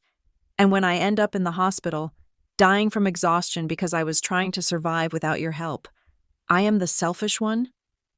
I sat up, ripping the tape off my hand. The IV line dangled. You are the parasites, I spat. You are ticks. You have sucked everything out of this family. You sucked Grandpa's accounts dry. You mortgaged the house to the hilt, and now you want to suck the blood out of me to keep your fantasy alive for another month. How dare you? Sylvia shrieked. We gave you life. And you almost took it back, I screamed back at her. You left me to die. If Grandpa hadn't been there, I would be in the morgue right now, and you would be posting a memorial selfie to get sympathy likes. Shut up, Marcus roared. He lost it. The facade of the businessman crumbled. Revealing the bully underneath, he lunged at the bed, his hand raised to strike me. You ungrateful little bitch! He swung his hand. I didn't flinch. I didn't close my eyes. I watched the hand coming, but it never connected. A heavy hand clamped onto Marcus's wrist in midair. One of the security guards had stepped forward. He twisted Marcus's arm behind his back with practiced ease. Marcus howled in pain. That is enough, the guard barked. Sir, you are assaulting a patient. Step back. Sarah was standing by the door, her hand on the handle, looking pale but fierce. I called them 5 minutes ago, she said, her voice shaking. When you started lying about the insurance. Get off me, Marcus shouted, struggling against the guard. I am her father. I have rights. You have no rights here, Arthur said. He walked over to the bed and stood beside me, placing a hand on my shoulder. You forfeited your rights when you hung up that phone. Arthur looked at the guard. Officer, these people are trespassing. They are harassing a patient in critical condition. Please remove them. No, Sylvia cried, grabbing the bed rail. Evelyn, baby, please, don't let them take us. Daddy didn't mean it. He is just stressed. We love you. We need that signature. You need the money, I corrected her. You don't need me. I looked at my mother one last time. I looked at the woman who I had spent my entire life trying to please. I saw the desperation in her eyes, and I realized it wasn't fear of losing me. It was fear of being poor. Get out, I said. My voice was low, devoid of emotion. And take your folder with you. Evelyn, Bianca whined. My vlog. I can't leave like this. Get out, I screamed. The monitor redlining. The second security guard grabbed Sylvia by the elbow. Ma'am, you need to leave. Now. They were dragged out. Marcus was cursing, threatening to sue the hospital, to sue me, to sue everyone. Sylvia was sobbing hysterically. Bianca was trying to shield her face from the hallway, probably worried that a fan might see her being escorted out by security. The door slammed shut, cutting off their noise. The room fell silent. The only sound was the frantic beeping of my heart monitor. Beep, beep, beep, beep. I slumped back against the pillows, my energy completely spent. Sarah rushed over, grabbing my hand. Arthur sat down heavily in his chair, his face gray. It is done, Arthur whispered. No, I said, staring at the closed door. It is just beginning. The heavy door had clicked shut, but the noise in the hallway did not stop. It escalated. I could hear Marcus shouting about lawsuits and constitutional rights, his voice booming through the wood. The handle jiggled violently as he fought against the security guards. It was pathetic, really. The man who prided himself on dignity and status was now brawling in a hospital corridor like a drunkard at closing time. "Let them back in," I said. The words came out of my mouth before I even processed them. Sarah looked at me, horrified. "Evie, are you insane?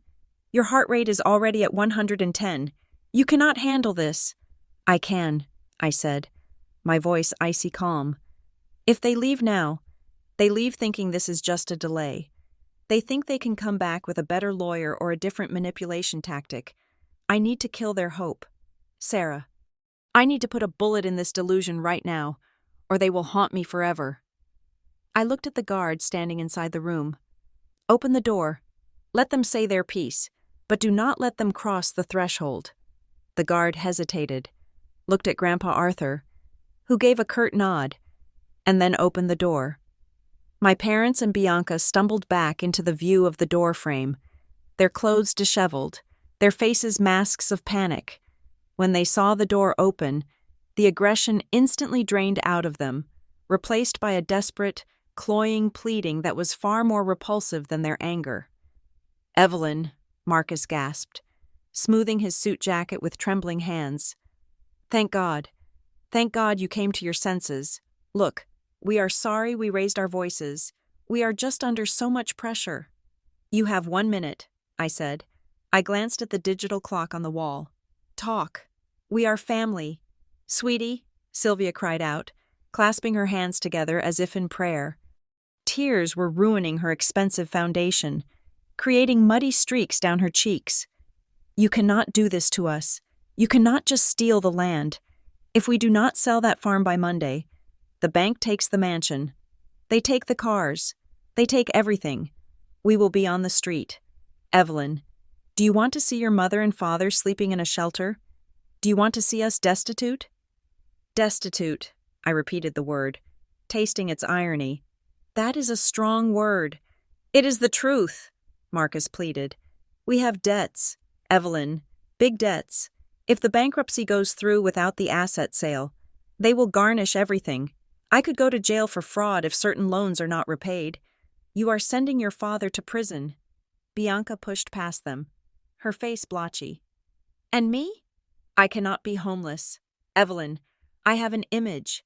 If people find out we are poor, I lose my verification. I lose my brand deals. I will have to get a normal job."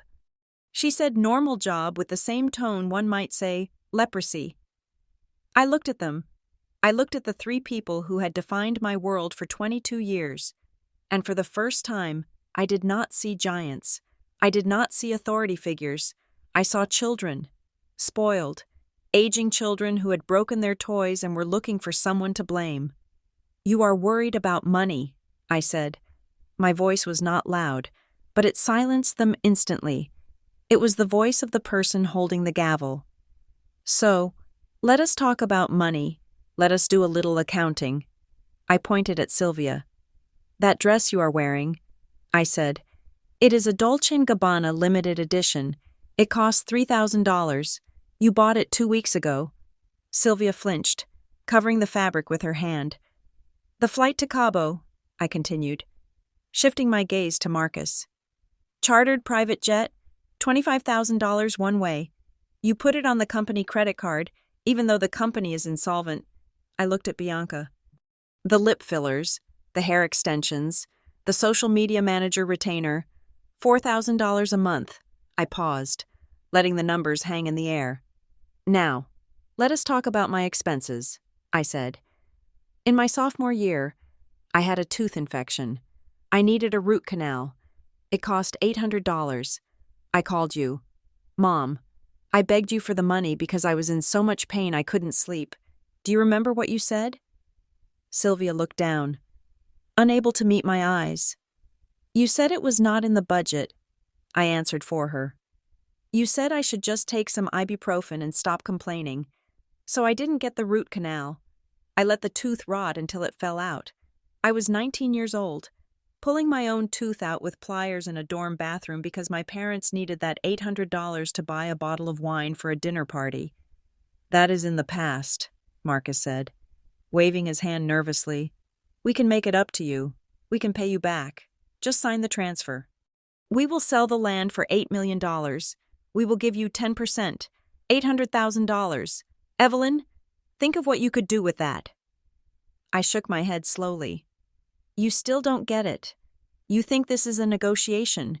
You think I am holding out for a better price." I reached under my pillow and pulled out a sleek black folder. It was not the one they had brought. It was one Grandpa Arthur's lawyer, Mr. Henderson, had dropped off while I was still pretending to be asleep earlier that morning. "This," I said, holding up the folder, "is the official acceptance of the trust." The color drained from Marcus's face so fast he looked like a corpse. "I signed it at 8 o'clock this morning," I declared. Mr. Henderson filed it with the county clerk electronically at 8:30. "The farm is mine. The stocks are mine. The title has been transferred, recorded, and locked. It is over. Dad.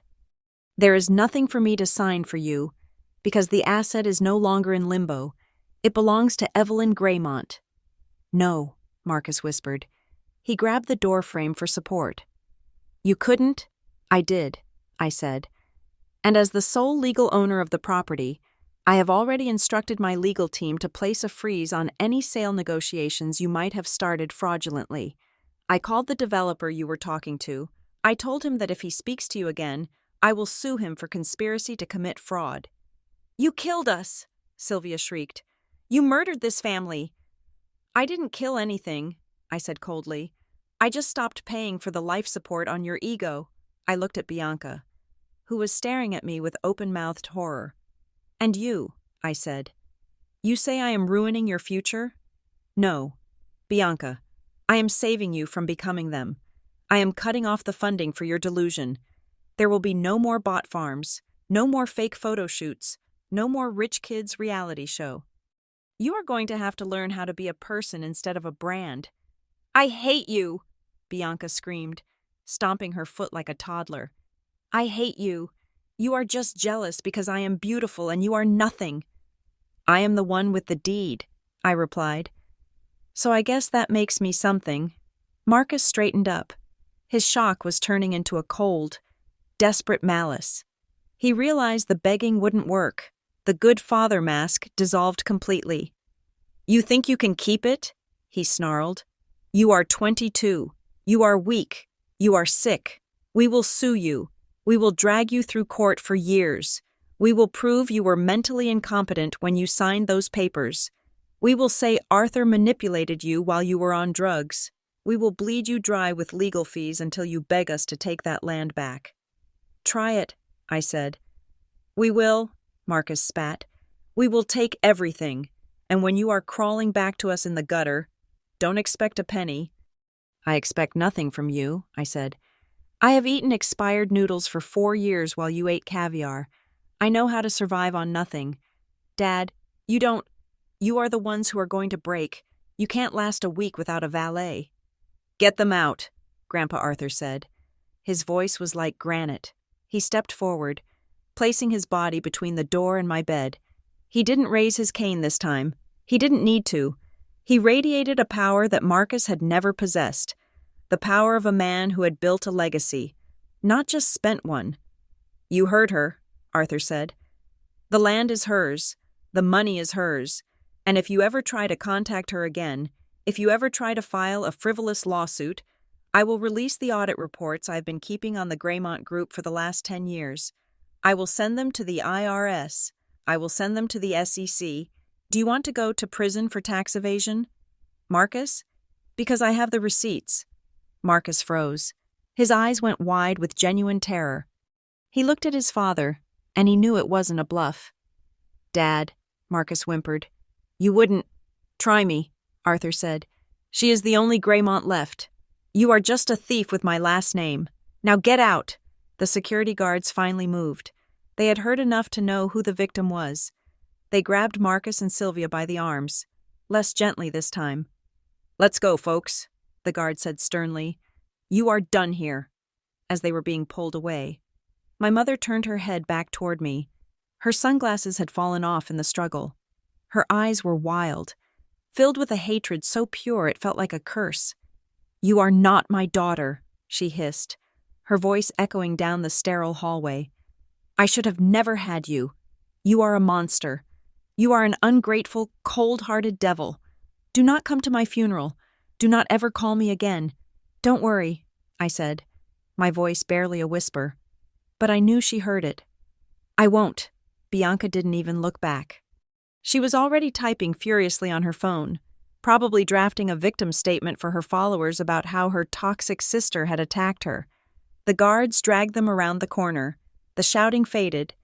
Grandpa Arthur reached out and firmly closed the door. The latch clicked. The sound was final. It was the sound of a book closing.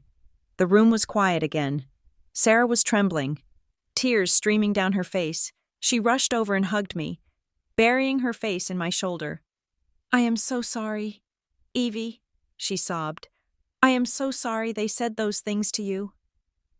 I sat there, feeling the warmth of her hug, feeling the solid presence of my grandfather's hand on my arm. I waited for the pain. I waited for the heartbreak. I waited to feel the crushing devastation of being disowned by my own mother. But it didn't come. Instead, I felt a strange, light sensation in my chest. It wasn't the fluttering of my heart condition. It was relief. It felt like I had been carrying a backpack full of stones for 22 years, and someone had finally cut the straps. The weight was gone. The expectation was gone. The constant, gnawing need to be good enough for people who were incapable of goodness was gone. I looked at Arthur. He was watching me closely, worry etched into his wrinkles. "Are you okay, little bird?" he asked softly. I took a deep breath. The air in the hospital room tasted sweet. It tasted clean.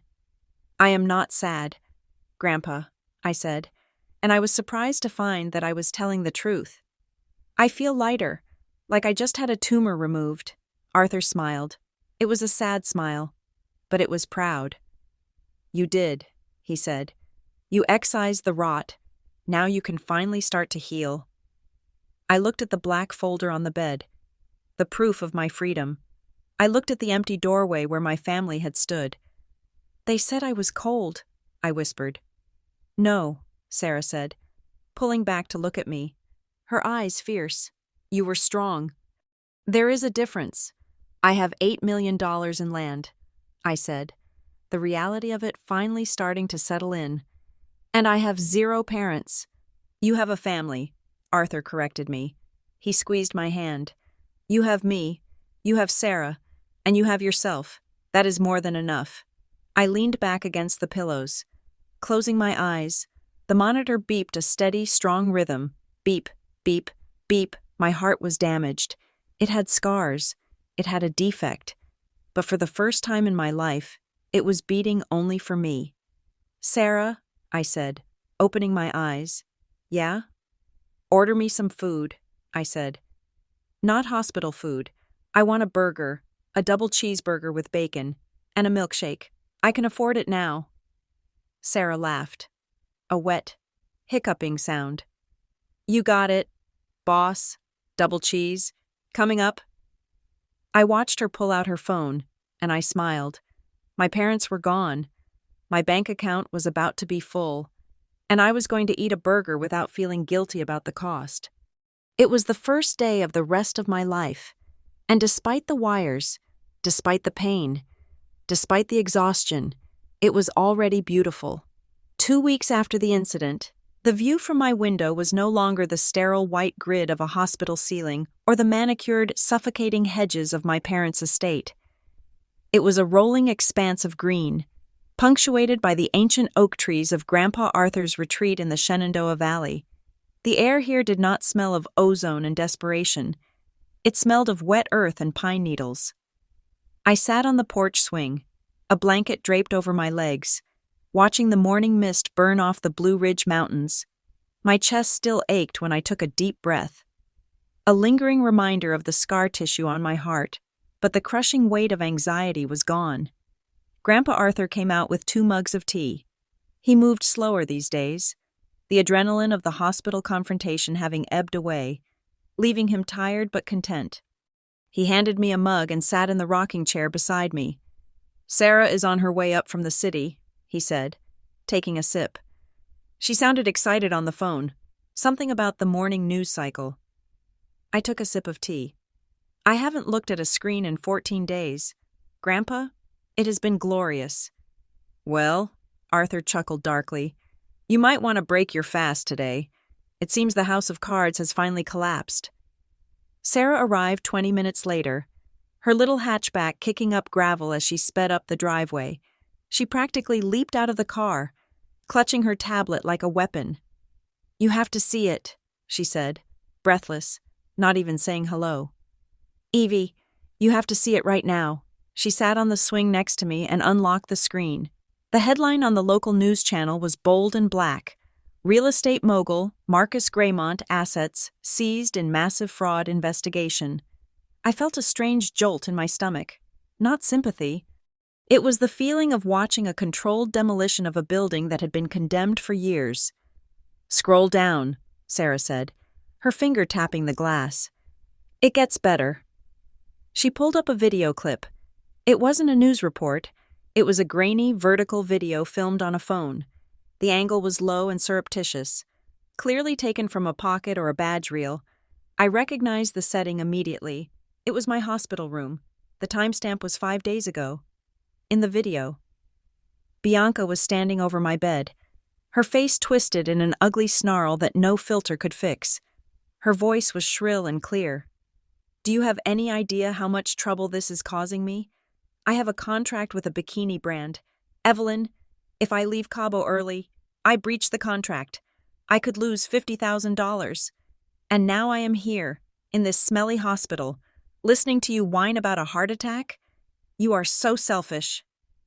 The camera panned slightly to show my mother, Sylvia, yelling at the security guard. "We gave her life. She owes us."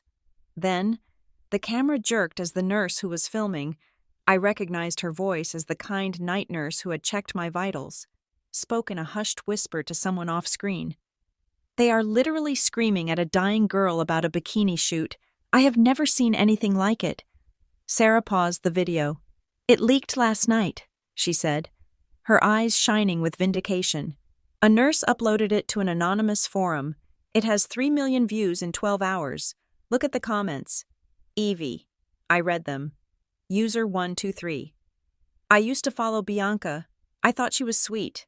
This is pure evil. Unfollowing immediately. Justice for Evie." Wait, isn't this the family that posts about positive vibes all day? They are monsters. Boycott B-Beauty. Sponsor, watch. Just saw the bikini brand dropped her. They issued a statement distancing themselves from toxic behavior. She is done. She lost 400,000 followers overnight, Sarah said gleefully. Her brand deals are evaporating. The internet does not forgive mocking a cardiac patient. "And the parents?" I asked, looking at Arthur. "It seems the video triggered a deeper look into their finances," Arthur said, unfolding a newspaper he had been hiding under his chair. "When the public started digging, the investors got spooked. They called in the loans, all of them, at once." He pointed to a photograph on the front page. It showed a team of federal marshals escorting Marcus out of the Graymont mansion. He wasn't wearing his linen suit.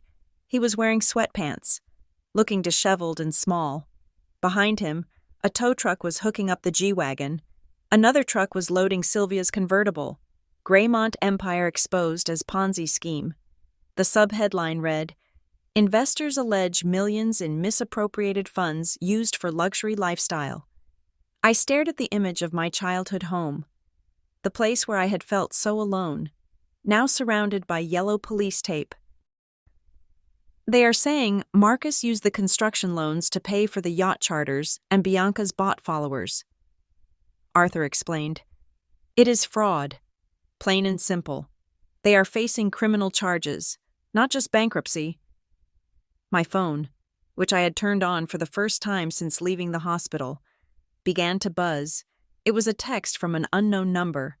"Evelyn, please, it is Mom. We are at a motel. They took the phones. We have no cash. Please, just transfer $5,000.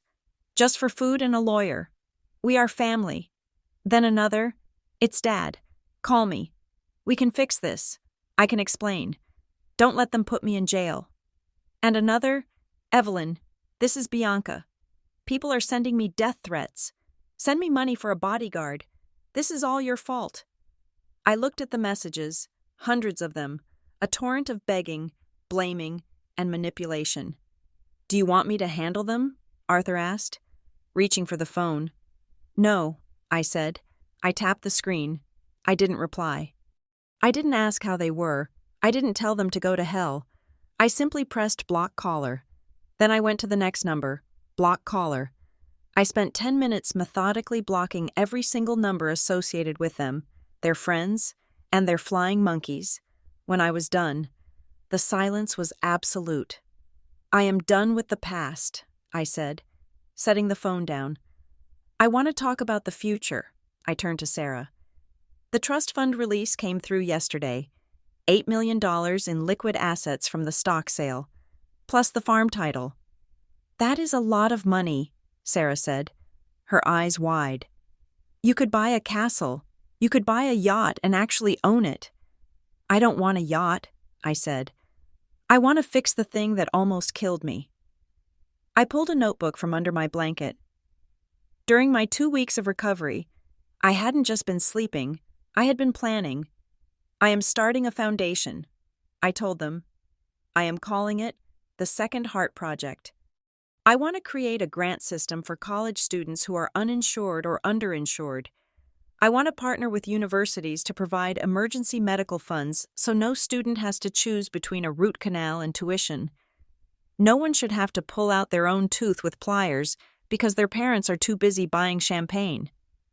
Arthur smiled, his eyes crinkling at the corners. That is a noble goal, but you will need legal structure. You will need protection. I know, I said. That is why I have a meeting at noon. At 12 o'clock sharp, a black sedan pulled up the gravel drive. A young man stepped out. He looked to be about 26, with sharp features and messy dark hair that suggested he spent more time reading case files than looking in a mirror. He carried a leather briefcase that looked older than he was. Evelyn? He asked, walking up the porch steps. He extended a hand. I am Julian Thorne. Mr. Henderson sent me. I am the junior associate handling your restructuring. I shook his hand. His grip was firm, his palms rough, not the soft, manicured hands of the men my sister dated. Thank you for coming all the way out here. Julian, I said. It is a nice drive, he said, glancing at the mountains. Beats the city smog. Plus, Mr. Henderson said your case was unique. He said you wanted to burn the bridge and the boat. I want to nuke the entire island, I corrected him. We sat at the patio table. Julian laid out the paperwork. Okay, Julian said, adjusting his glasses. First step, the name change. You wanted to drop Greymont entirely. Yes, I said. It is a brand I no longer wish to be associated with. We can fast-track it due to the public nature of the scandal, Julian said. You have chosen a new surname? Sterling, I said. It was my grandmother's maiden name. She was the only person besides Arthur who ever made me feel safe. She was tough. She was steel. Evelyn Sterling. Julian tested the name. He smiled. A genuine, quick flash of teeth. It sounds strong, like a CEO. Good, I said. Because that is what I am going to be.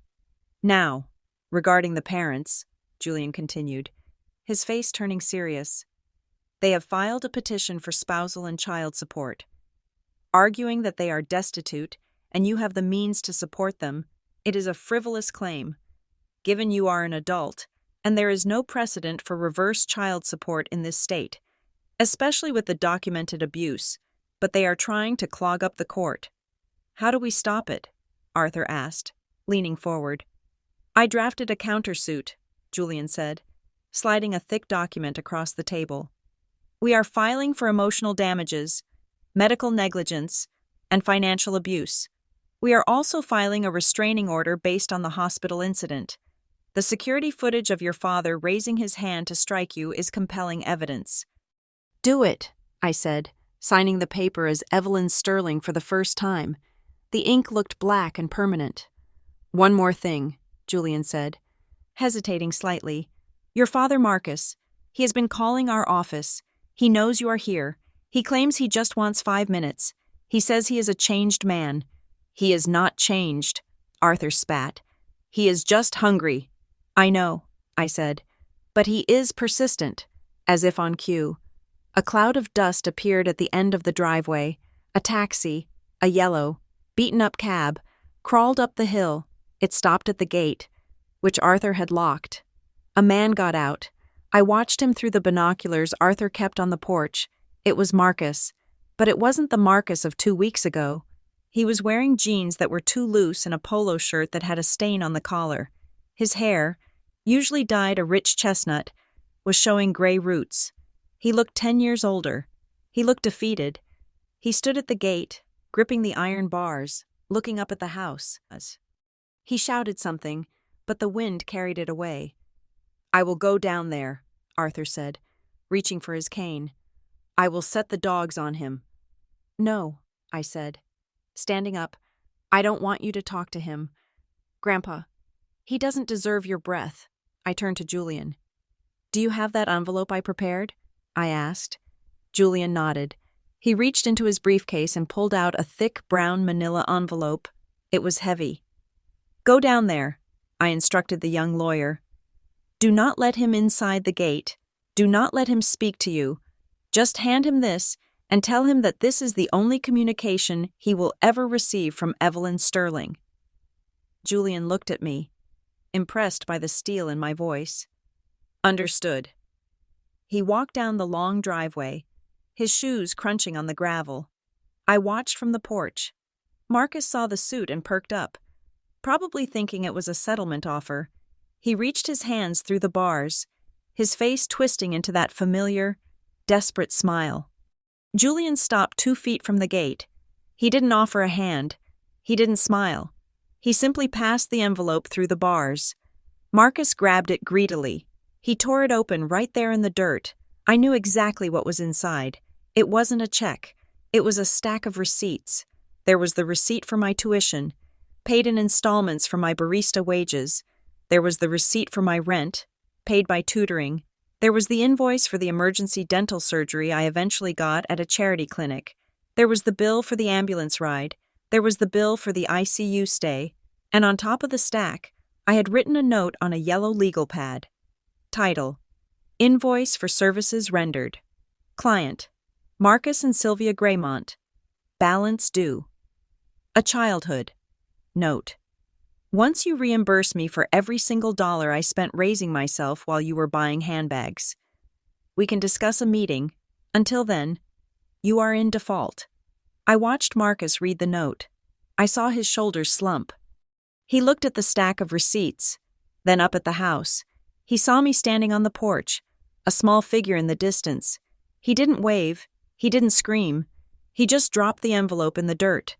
The wind caught a few of the receipts, scattering them like dead leaves. He turned around, got back into the taxi, and drove away. He is gone, Sarah said softly. For now, I said. But he won't be back. He knows the bank is closed. Julian walked back up the hill, looking satisfied. He didn't take the news well, Julian reported, stepping back onto the porch. But he got the message, legally speaking. That was a very effective rejection. It wasn't legal, I said, looking out at the mountains where the sun was starting to set, casting long, golden shadows over my land, my 300 acres of freedom. It was personal. I turned to the 3 of them, Grandpa Arthur, Sarah, and Julian, my real team. Now, I said, sitting back down and picking up my tea. Tell me more about this restraining order. I want to make sure it covers Bianca, too. I don't want her showing up here trying to live stream an apology tour. Julian smiled, opening his briefcase again.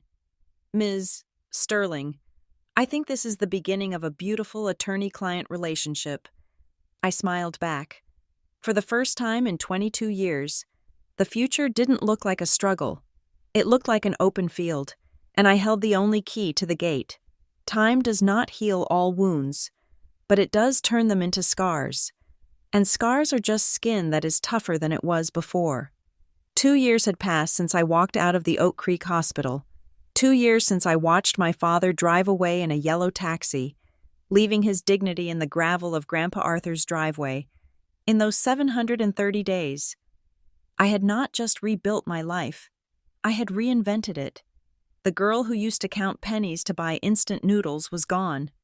In her place stood Evelyn Sterling, the CEO of the Second Heart Foundation, a nonprofit organization that was currently operating in 3 states and funding the healthcare of over 2,000 college students. I stood in the center of our new headquarters in downtown Richmond. It was an open, airy space with floor-to-ceiling windows that let in the sunlight, the kind of light that used to give me headaches, but now just felt like energy. My chest, once a ticking time bomb, was strong. I had undergone a corrective surgery 6 months after the incident, paid for with my own money, and my heart now beat with a steady, reliable rhythm. Thump, thump, thump, thump. It was the sound of a machine that was finally well-oiled and loved. Ms. Sterling? I turned to see my assistant, a bright-eyed graduate named Leo, holding a tablet. "The board meeting starts in 10 minutes, Leo said. "And Sarah just texted. She said the expansion plans for the Chicago branch are ready for your signature." "Thank you, Leo," I said, smiling. "Tell Sarah I will be there in 5, and order some lunch for the staff. It is Friday. Let us get the good Thai place." "On it," Leo beamed. I walked back to my office, my heels clicking on the polished concrete. It was a different sound than my mother's heels used to make. Hers sounded like an attack. Mine sounded like progress. I sat at my desk and looked at the framed photo next to my laptop. It was not a picture of me. It was a picture of Grandpa Arthur, sitting on the porch of the farm, laughing at something Sarah had said. He looked older now, his skin like crumpled paper, but his eyes were bright. He lived with me in the farmhouse, spending his days reading history books and watching the horses we had bought for the therapeutic riding program. He was happy. For the first time in decades, he wasn't looking over his shoulder, waiting for his son to ask for a bailout. He was just Arthur. My phone buzzed on the desk. I glanced at it, expecting a call from a donor. Instead, it was a blocked number. I knew who it was. I didn't answer. I let it go to voicemail. Later, I would listen to it. It would be Bianca. It was always Bianca on Fridays. Her messages had evolved over the last 2 years. At first, they were angry, screaming about how I had ruined her life. Then, they were bargaining. Now, they were just pathetic. My sources, mostly Sarah, who kept tabs on them for security reasons, told me the reality of the Greymont Empire today. Bianca was working as a waitress at a roadside diner in New Jersey. The modeling agencies had blacklisted her after the hospital video went viral.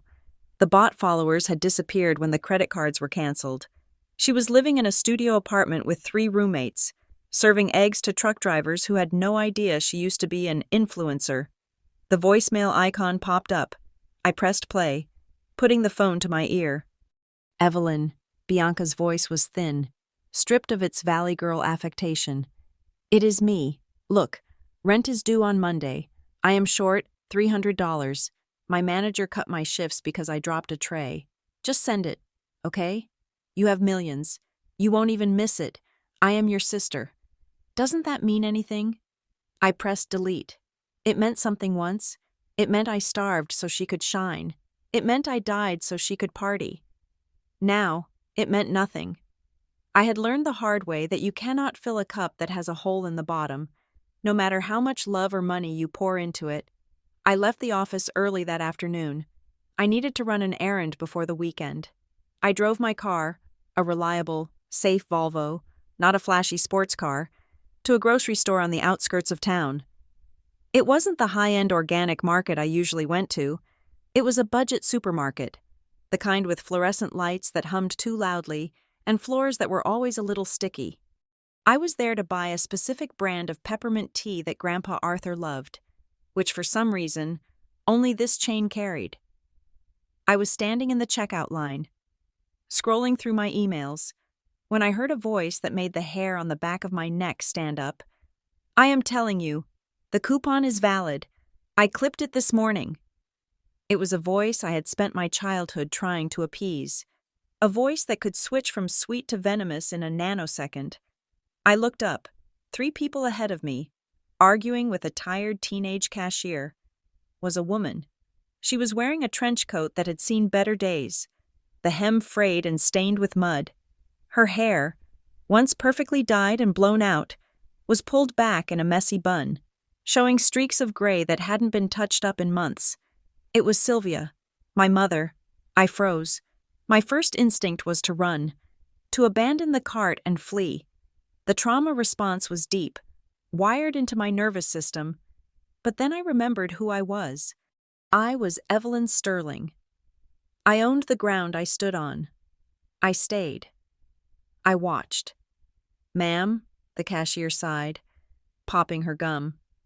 "The coupon expired 2 months ago, and it is for the generic brand, not this one." "Do you know who I am?" Sylvia snapped, though the fire in her voice was weak, damp. "I used to spend more on wine in a week than you make in a year. I demand to speak to a manager."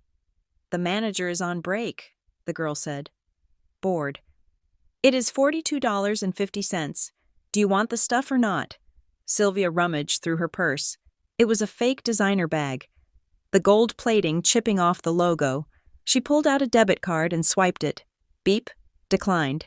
"Try it again," Sylvia hissed, her hands shaking. Beep, declined. The line behind her was getting restless. People were grumbling. A man behind me sighed loudly. "Come on, lady. Some of us have places to be." Sylvia looked small. She looked defeated. The arrogance that had fueled her for 60 years had burned out, leaving only a bitter husk. She looked at the cashier, her eyes welling up, not with sadness, but with the humiliation of being poor in public. "I will put the wine back," Sylvia whispered. I felt a strange sensation in my chest. It wasn't hate. It wasn't fear. It wasn't even forgiveness. It was pity, the kind of pity you feel for a wounded animal on the side of the road. I realized then that she hadn't changed. She was still the same woman who valued appearances over reality, even now, fighting over a bottle of cheap Chardonnay.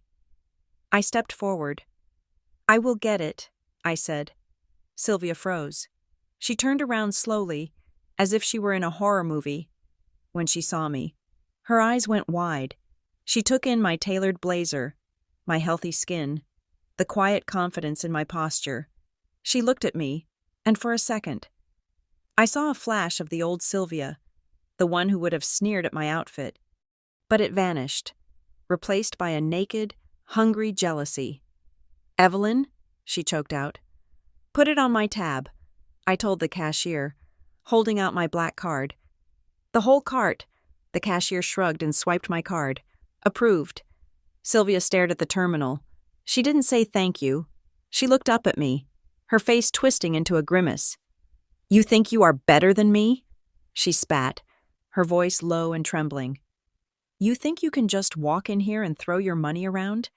You ungrateful little—" "Stop," I said. I didn't shout. I didn't need to. "I am paying for your groceries because you are holding up the line," I said calmly. "Not because I care, not because I want you back. Take the food. Sylvia, go home." "Home?" She laughed, a shrill, broken sound. "We live in a 2-bedroom apartment above a laundromat. Your father is depressed. He sits in front of the TV all day drinking. You did this. You destroyed us." I looked at her. I really looked at her. "No," I said softly. "You destroyed yourselves. I just stopped enabling the suicide." The cashier handed me the receipt. I took it and placed it in Sylvia's hand. "Goodbye," I said. I turned around and walked out of the store. I left my own cart there. I didn't need the tea that badly. As the automatic doors slid shut behind me, I waited for the crash. I waited for the guilt to drag me down. But it didn't come. Instead, I felt a sense of finality. Paying for those groceries was not an act of love. It was a funeral rite. I had just buried the last shred of hope that she would ever be a mother. And I was okay with that. I drove straight to the farm. When I pulled up, Sarah was waiting on the porch. She had her laptop open and a glass of lemonade in her hand. She looked up and smiled as I got out of the car. "Hey," she called out. "You look like you just saw a ghost." "I did," I said, walking up the steps. "But I exorcised it." I sat down next to her. Sarah, my business partner, my best friend, my sister in every way that mattered. We had built the Second Heart Foundation together from the ground up. She was the one who held my hand when I was recovering from surgery. She was the one who made me laugh when the lawyers were grim. She was my family. "I saw my mother," I told her. Sarah stopped typing. "Are you okay?" "Yeah," I said, surprised by how true it was. I paid for her groceries. She screamed at me, and I just walked away. It felt good. "Sarah, it felt like closing a book." Sarah reached over and squeezed my hand. "I am proud of you. Evie, you have grown so much." "We both have," I said. "Speaking of growth, I have news. Real news." I pulled a folded piece of paper from my pocket. It wasn't a lawsuit. It was a deed. "I bought it," I said. Sarah's eyes went wide. "The house? The old Graymont place?" "Not the mansion," I corrected. "No. The bank sold that to a tech billionaire months ago. I bought the little cottage on Elm Street, the one Grandma and Grandpa lived in before my father convinced them to move into the estate, the one where I spent my summers." "Oh, Evie," Sarah whispered. "That is amazing." "It needs work," I said, smiling. "The roof is leaking, and the garden is a mess, but it has good bones. It has good memories. I am going to restore it. I am going to give it to Arthur. I want him to spend his last years in the only place he ever truly felt at home." We sat there for a while, watching the sun dip below the horizon, painting the sky in shades of purple and gold. It was a moment of perfect peace. But peace, I had learned, is something you have to defend. A car came up the driveway. It wasn't Julian. It was a courier van. The driver walked up to the porch, holding a thick envelope. "Delivery for Evelyn Sterling?" "That is me," I said. Standing up, I signed for it. The envelope was heavy.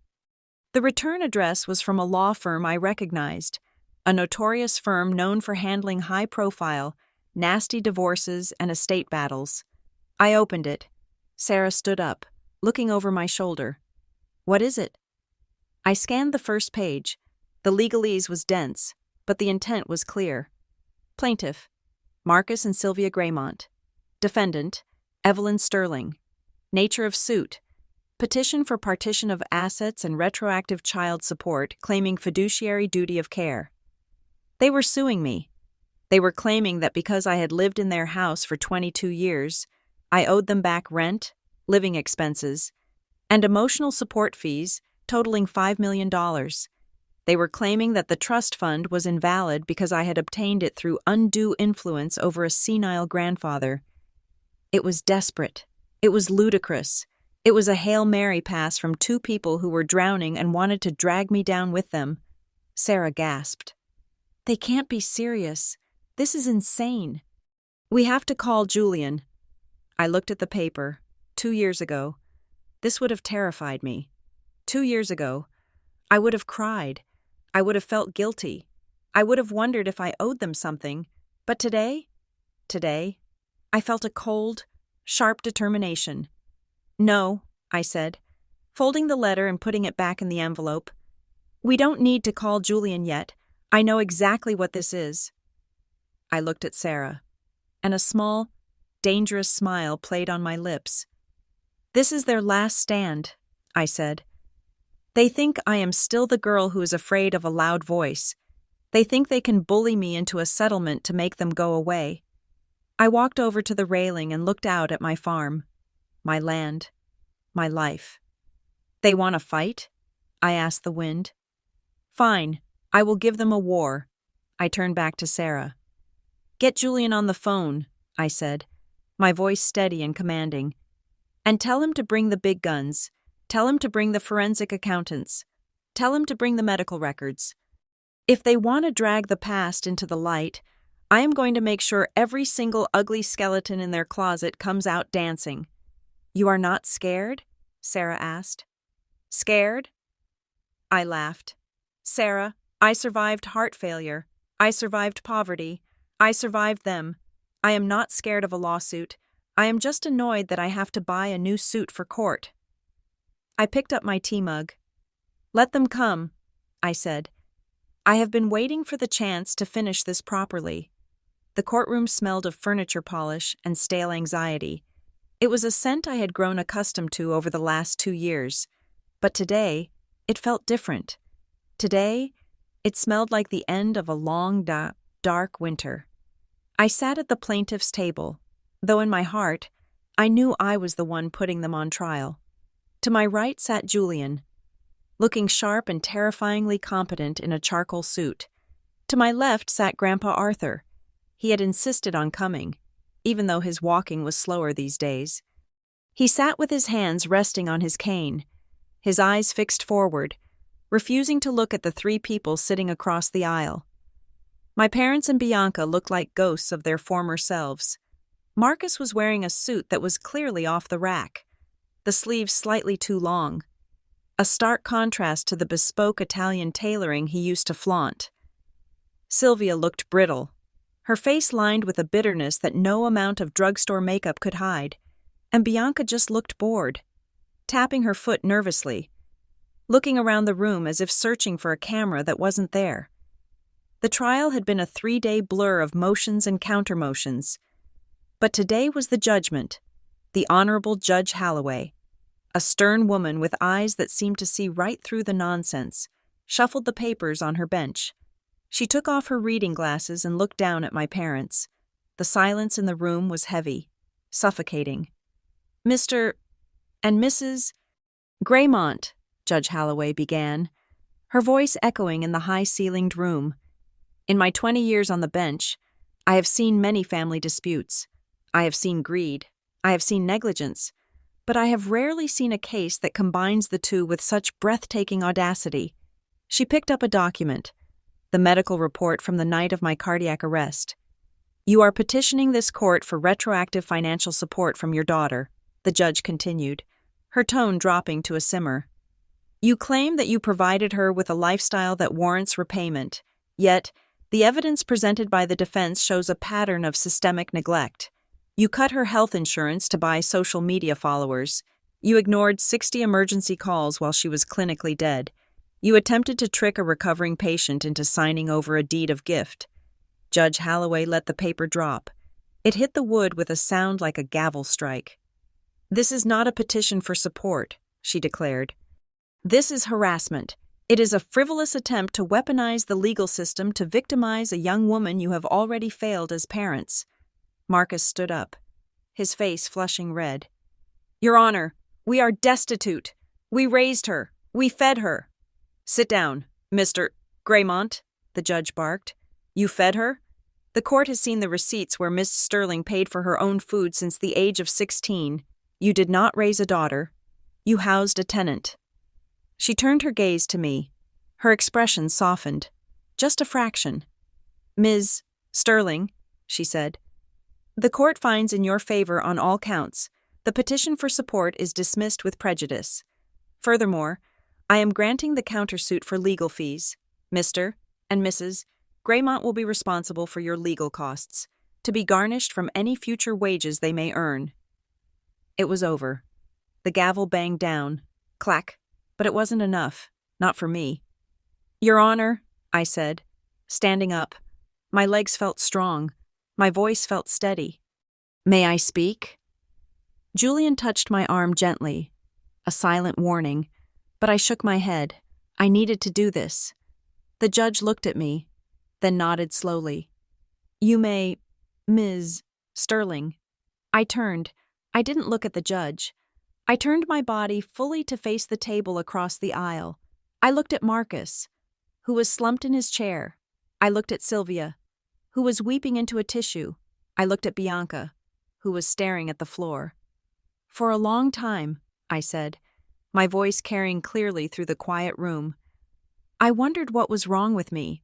I wondered why I wasn't enough, why my grades, my work, my efforts were never worth your attention.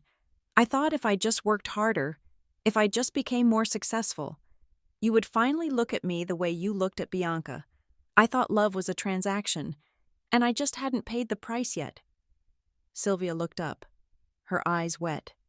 Evelyn, please, do not interrupt me, I said. It was not a request. I realized something in that hospital bed, staring at the ceiling while you were partying in Cabo. I realized that the problem wasn't my currency.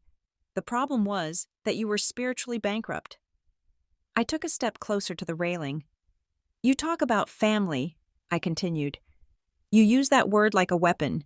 You say, we are family when you need money.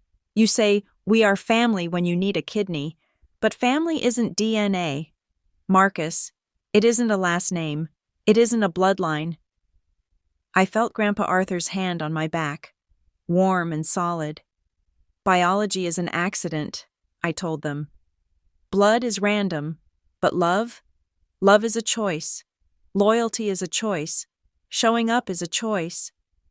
I looked them dead in the eye, one by one. You chose the yacht. You chose the followers. You chose the image.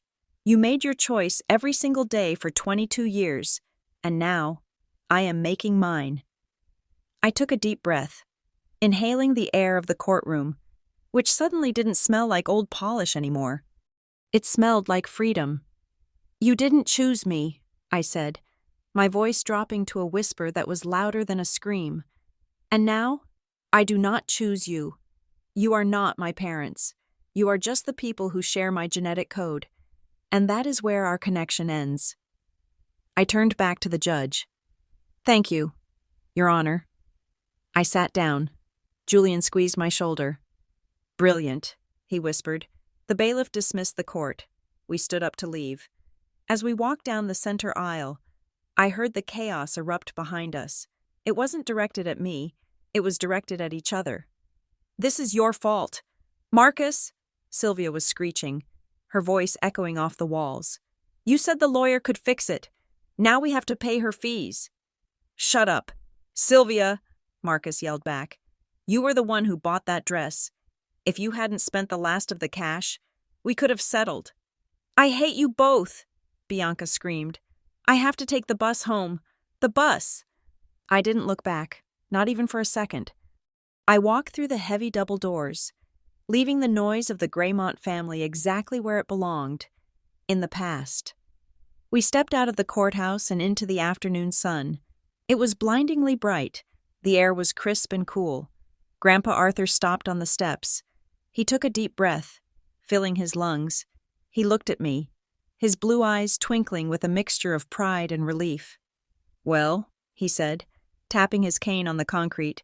That went well. It went better than well, Julian said, checking his watch. The judgment is already filed. It is done. Evelyn, you are legally untouchable. I looked up at the sky. There wasn't a cloud in sight. I am hungry, I said. Arthur laughed. That is my girl. What are we thinking? Champagne and caviar? No, I said, linking my arm through his. I was thinking pizza, the greasy kind with extra pepperoni, and maybe some cheap soda. We went to a small Italian place around the corner. It wasn't fancy.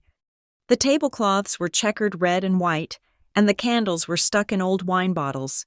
We were joined by Sarah, who had been waiting outside the courtroom, and Leo, my assistant.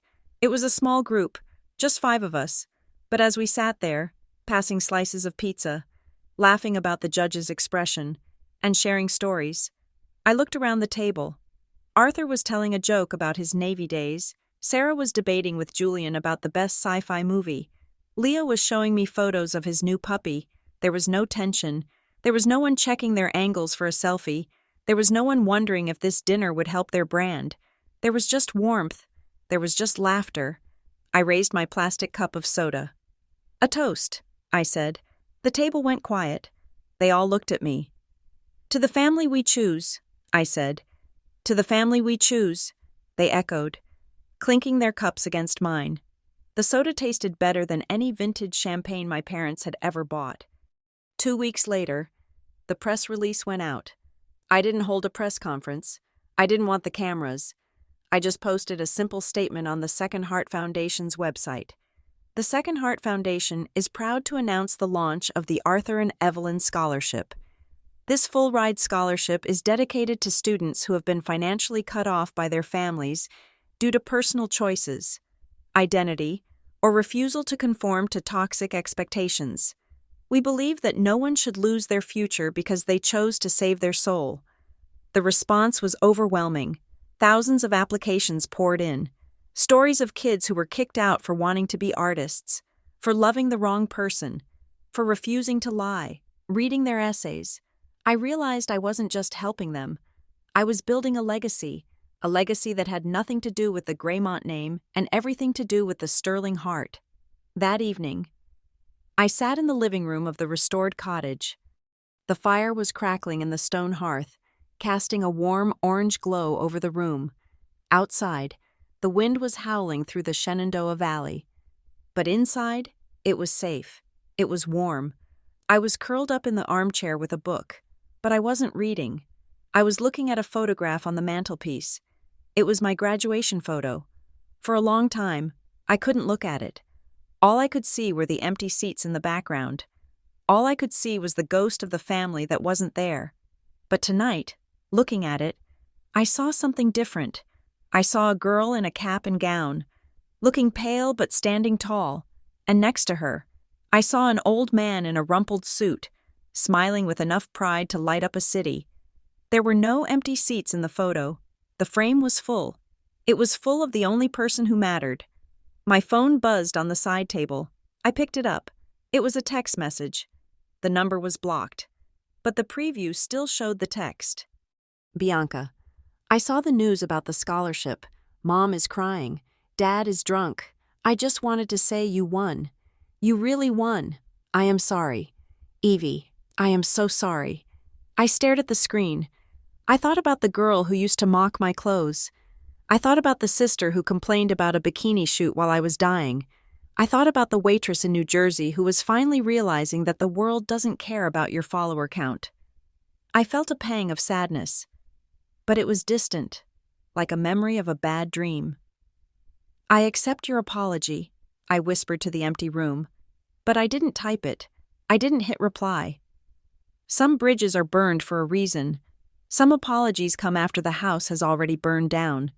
You can forgive the arsonist, but you don't have to invite them back in to warm their hands by the fire you built from the ashes. I pressed the power button, turning the screen black. I put the phone down and picked up my tea. Grandpa Arthur walked into the room, carrying a bowl of popcorn. "Move over," he grumbled playfully, nudging my leg. "The movie is starting, and you promised we would watch a Western tonight." "I did," I smiled, shifting to make room for him on the sofa.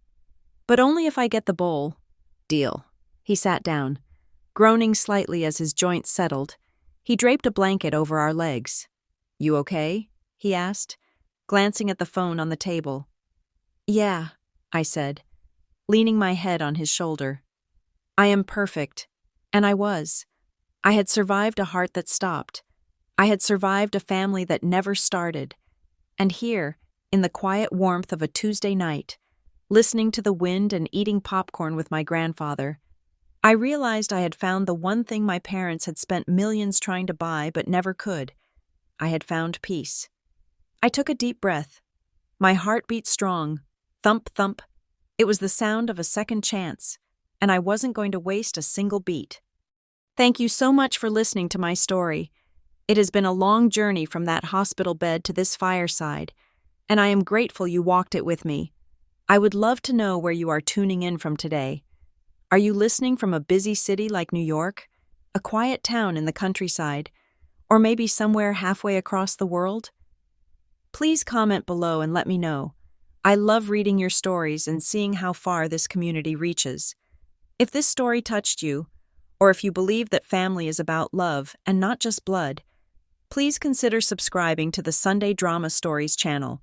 Give this video a like, and hit that hype button to help share this message with more people who might need to hear it. Until next time, remember to choose the people who choose you. Goodbye.